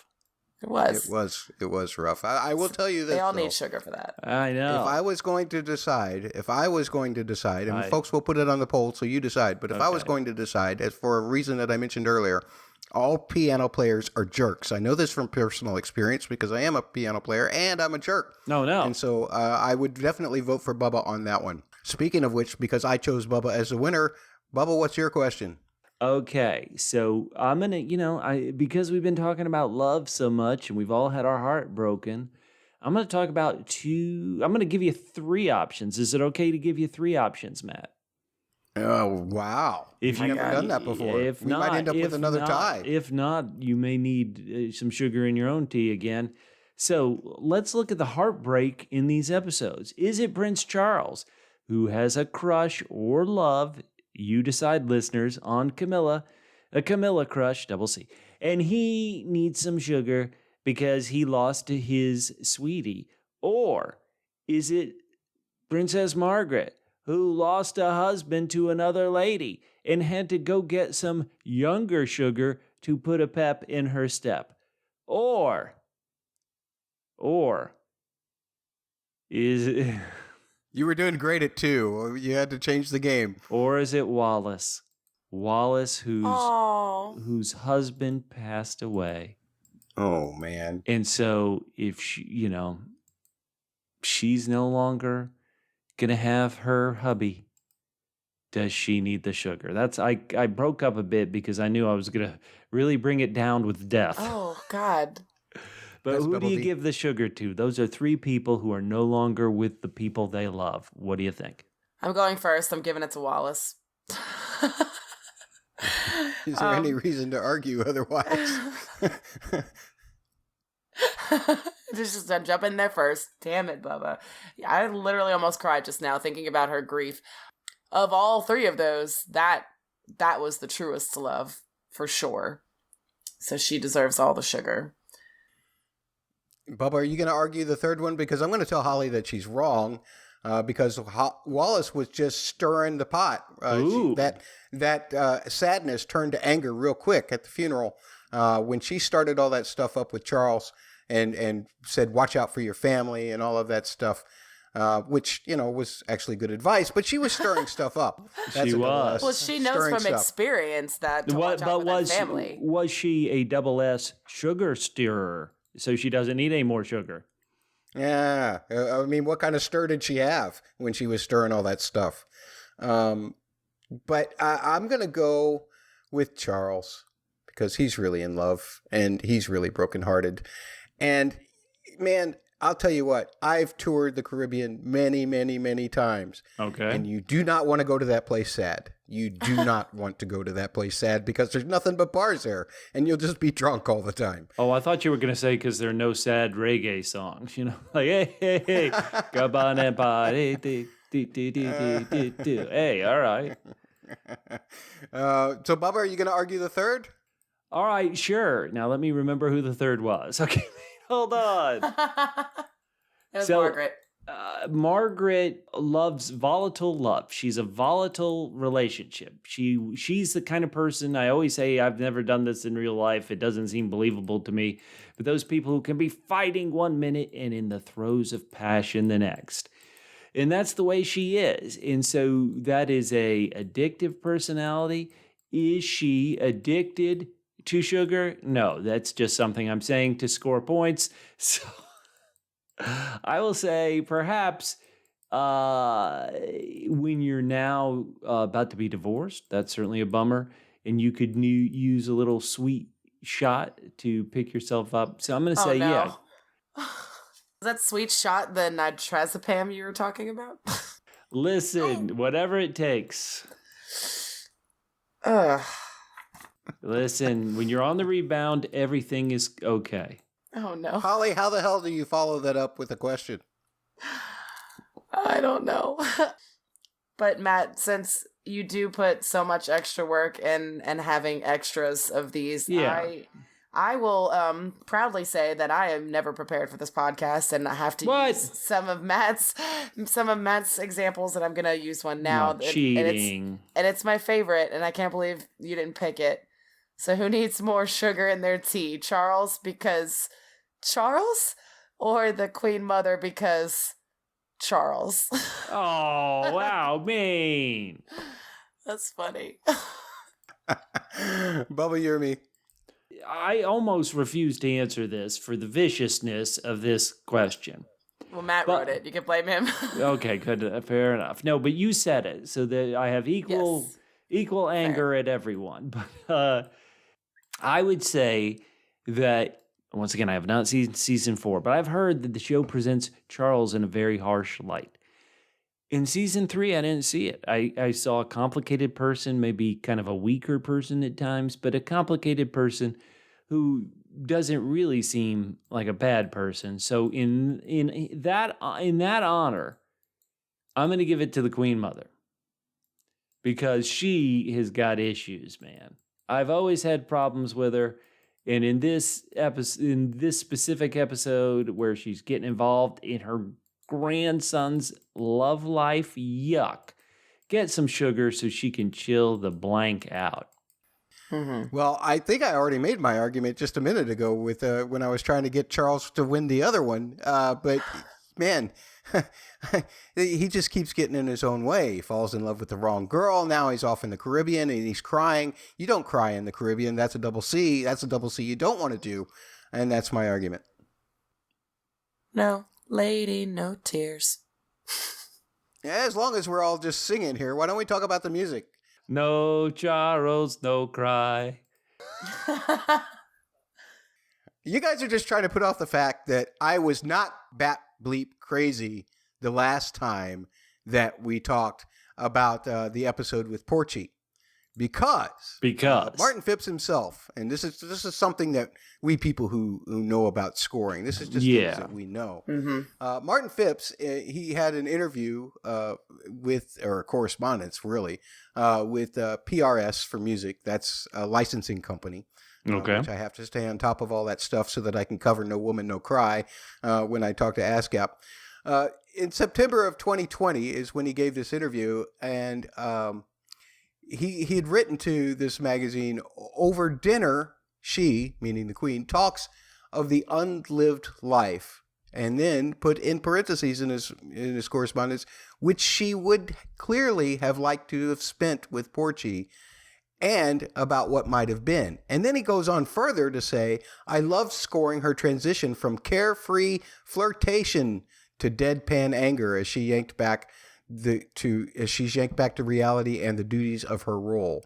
So I think that I caught on to something that you all didn't, and that's probably just because people in music were crazy, right? Sure. I'll include that. I'll include a link to that in the show notes. In the meantime, for this week's actual music coverage, we get the introduction of Charles as an adult in the show. And we get a new theme in these 5 episodes. Dun, dun, dun. She just wanted Porchy for the horses. Yeah, a cover. She wanted a cover. So last time, we talked about how Phipps had taken the timbral architecture, meaning that how Zimmer had established that the instruments would be used and what they would represent. And he used that architecture to create character development for the Queen. No longer was she just the emotional woodwinds trying to figure out what to do amidst all these things like the brass crown tradition and all of that weighing down on her, or the machinery of the crown buzzing around her. But now she was the horn because she had become the monarch that was going to still face situations and maybe still have some emotional frailty in some situations, but she always leads with the tradition of the crown in mind. There were lots of great things throughout this entire season 3, lots of great music coming from Martin Phipps, but I want to talk more about how he continued to use Zimmer's architecture of the timbres, the instruments, in order to paint new pictures of our characters, or even to explore the different aspects of those 3 facets of this family, the tradition, the machinery, and the emotion. He created many themes that explored that, and I want to focus on one this time around, which is called Charles on the season 3 official soundtrack. But it's not really about Charles so much as it is about the emotion of Charles. I'm talking about this theme right here.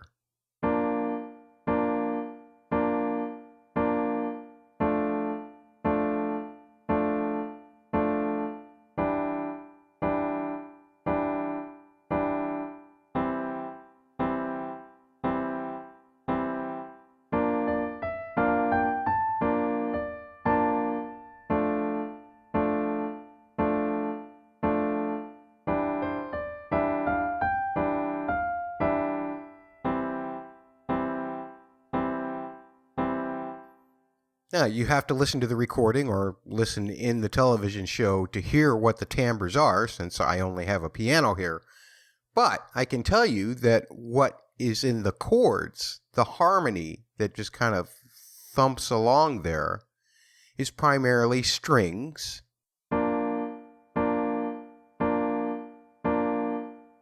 So that's kind of the machinery of the crown.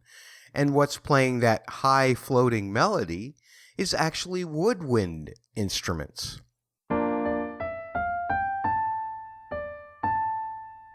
Which tends to represent the emotion of things, according to Zimmer's architecture that he established in season 1 for Gregson Williams and later for Lauren Balfe to use. Martin hasn't changed anything here, but what he has done is found new ways to use this architecture with that particular theme, because here you have Charles, who is very emotional, let's say. He thinks with his heart a lot, and that is represented by these woodwinds, and it's kind of flowing up and down, whereas the tradition of the crown is the chords underneath, the machinery and the tradition kind of just plodding along, trying to keep things steady.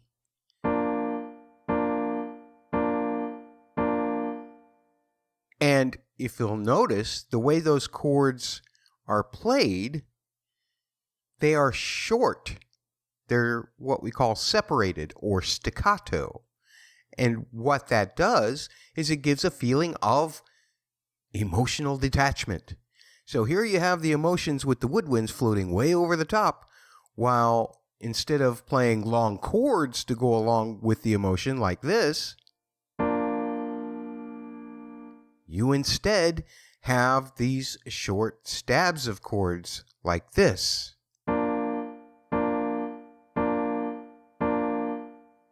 Emotional detachment right there.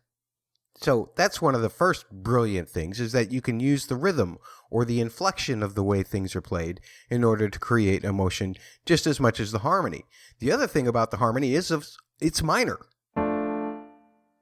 The crown is never going to be seriously super happy, although it can be in more harmony and feel more resolved. In the case of Elizabeth, with the theme that we talked about last time, that major sound is because Elizabeth is resolved in who she is as a monarch. But here, Charles hasn't even gotten a chance to do that yet. He's still trying to figure out who the heck he is. And so that whole machinery thing that's happening underneath his wanting his emotions to go high and wild and whatever he wants to do, he views that whole machinery working underneath him as serious. Too serious. And that's why we get the minor. Not only that, but the shape of the melody itself. It gets up to a place where it seems like it can't go any further, and then the chords themselves, the harmony goes lower. And because of that, the second passage of the melody can't get as high as it did before. That's because the machinery of the crown is dragging him down. No matter how much he wants to soar with his emotions, the idea of the crown is pulling him down. It works perfectly with Charles's story, and I'm glad that he titled it Charles. But in actuality, this theme's used for more than just him as a character. This is a conceptual theme, which is basically saying this is the emotional side of any particular royal that you may find. But it's always the tradition of the crown that's going to bring them back to earth. And so once again, it is entitled Charles on the Season 3 official soundtrack. You can find it on Spotify. Just look for Martin Phipps, or just search The Crown on Spotify, and you can find the entire album there. Listen to that cut, and you'll see how all of these timbres and everything else works together.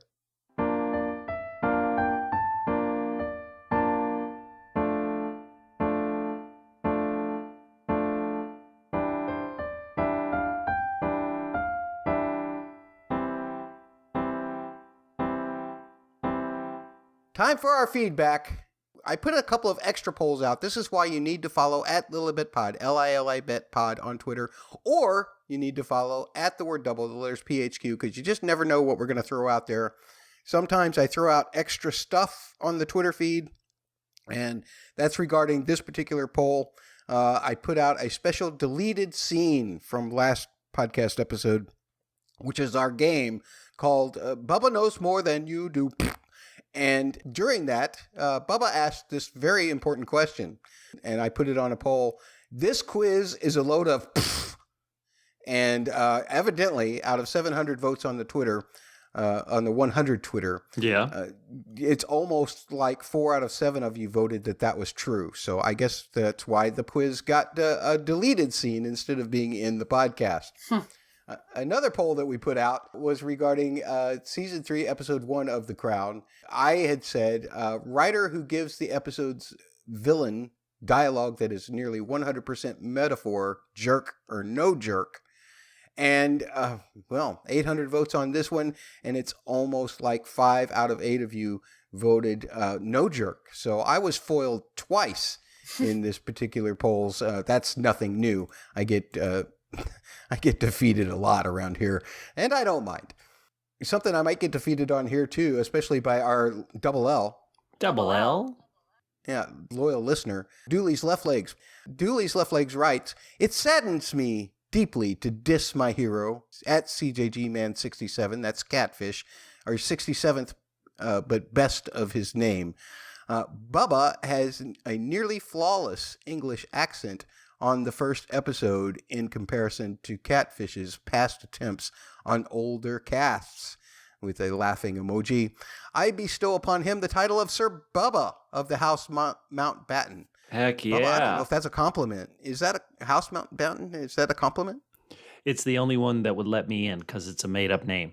I thank you so much, Dooley. Catfish and I, spoiler alert, met in some acting and improv classes, and Catfish is a wonderful actor. We're going to see him in some upcoming work. Stand by. Check out his IMDb page. He's got some exciting projects coming up, including one where he does a great scene with a very famous actor. That'll be coming Val up. Kilmer?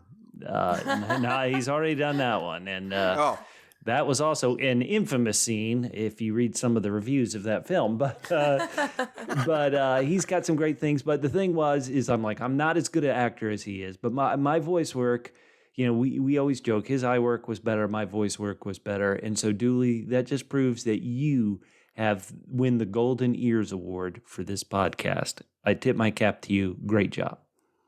Yeah, Dooley's, I'll just say this. By the time you listen to this podcast and get through a few more of these, you'll hear something else with my English accent, and you'll praise CJG Man 67. Oh, no. That's Catfish. You'll praise him after you hear my accent. That's a bad sign. Oh, no. Yeah, that's great encouragement for our listeners to continue to send in feedback. Like Susan, who continues to send in feedback. She's at Black Eyed Lily on Twitter.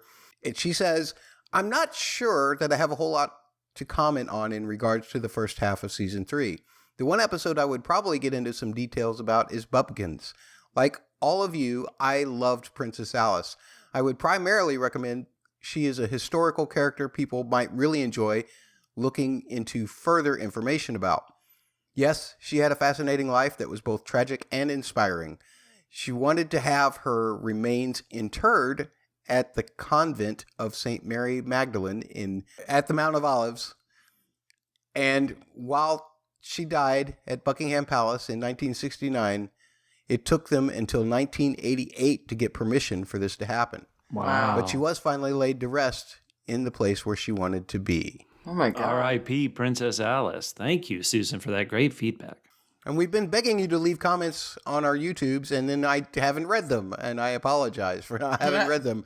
But we've got a couple of great comments here from Donut Buzzcut on our episodes on YouTube from Season 1, Episodes 6 through 10. That episode, Donut Buzzcut says that, a fun fact, Porchy's family owns Highclere Castle, also known as Downton Abbey. Oh my God, Donut Buzzcut. That is crazy.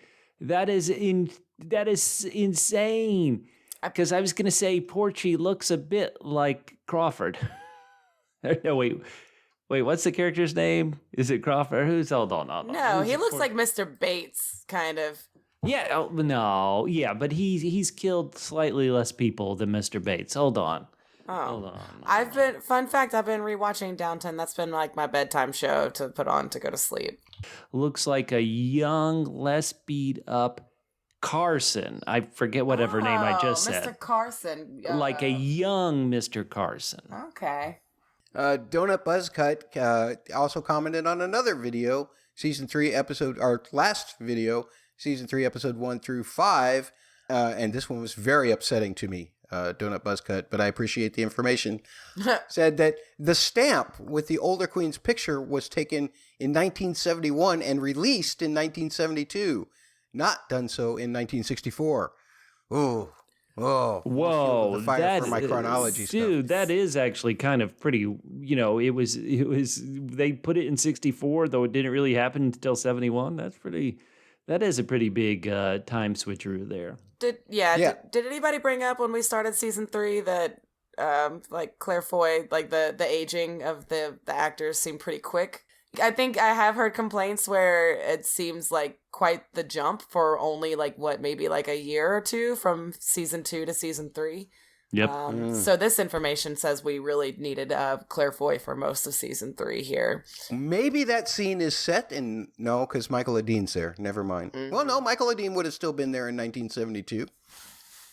Would he have had a mustache, though? That's the pressing question. We'll never know. I mean, I understand why they did it. It was all, as we talked about, it was all meta to say, this is the new queen. Here you go. Get over it. But, yeah, that's... great information, Donut Buzzcut. Thanks for giving us that information. Donut Buzzcut, #1 on YouTube. Thumbs up on YouTube. Give us those likes. We love it. Thank you so much. Keep getting Matt angry by pointing out these historical inaccuracies. That's right. Holly and I can't be the only people making Matt mad. We need all of you listeners joining in as well. And you can do so, not make me mad. You can actually lighten my madness by subscribing to the YouTube channel. Oh, yeah. You just search for Double P Media on YouTube, or you can go to youtube.com/user/fitandtrim. That's FITTENTRIM. This brings us to another conclusion of a podcast episode, one that we appreciate you making it all the way through with us once again. If you want to talk to us about any of these particular episodes or our takes on them, we are available to you. Holly, how are you available to our listeners? You can find me on Twitter, where I haven't, if I'm being honest, been super active lately, but I'm there. I'll get a notification at Hunt Pants. Bubba, you've got a lot of things going on. Double P's always doing something. and you're going to be traveling as well. But people can always reach you on Twitter. They can, of course, find you at the word double, the letters PHQ on Twitter. But how else can they find you if they want to express to you how angry they are at me without me catching it? Well, listen, if you love these episodes, I'm glad you love them. I don't want my critiques of them to disturb your love in any way. But if you are disappointed and you want to vent your anger at me, I'm ready. Send me all your hate tweets at Musical Concepts on Twitter. That's right. And remember, folks, we'll be back again. We've got, 2 episodes left to cover season 4 of The Crown, and then we'll have to wait until there's a season 5. Oh, man. We've got information about, all of the new castings and everything for season 5, but we want to get through this season 4 first. So until the time comes that we run out of episodes to discuss, the pod is still the job. Love it.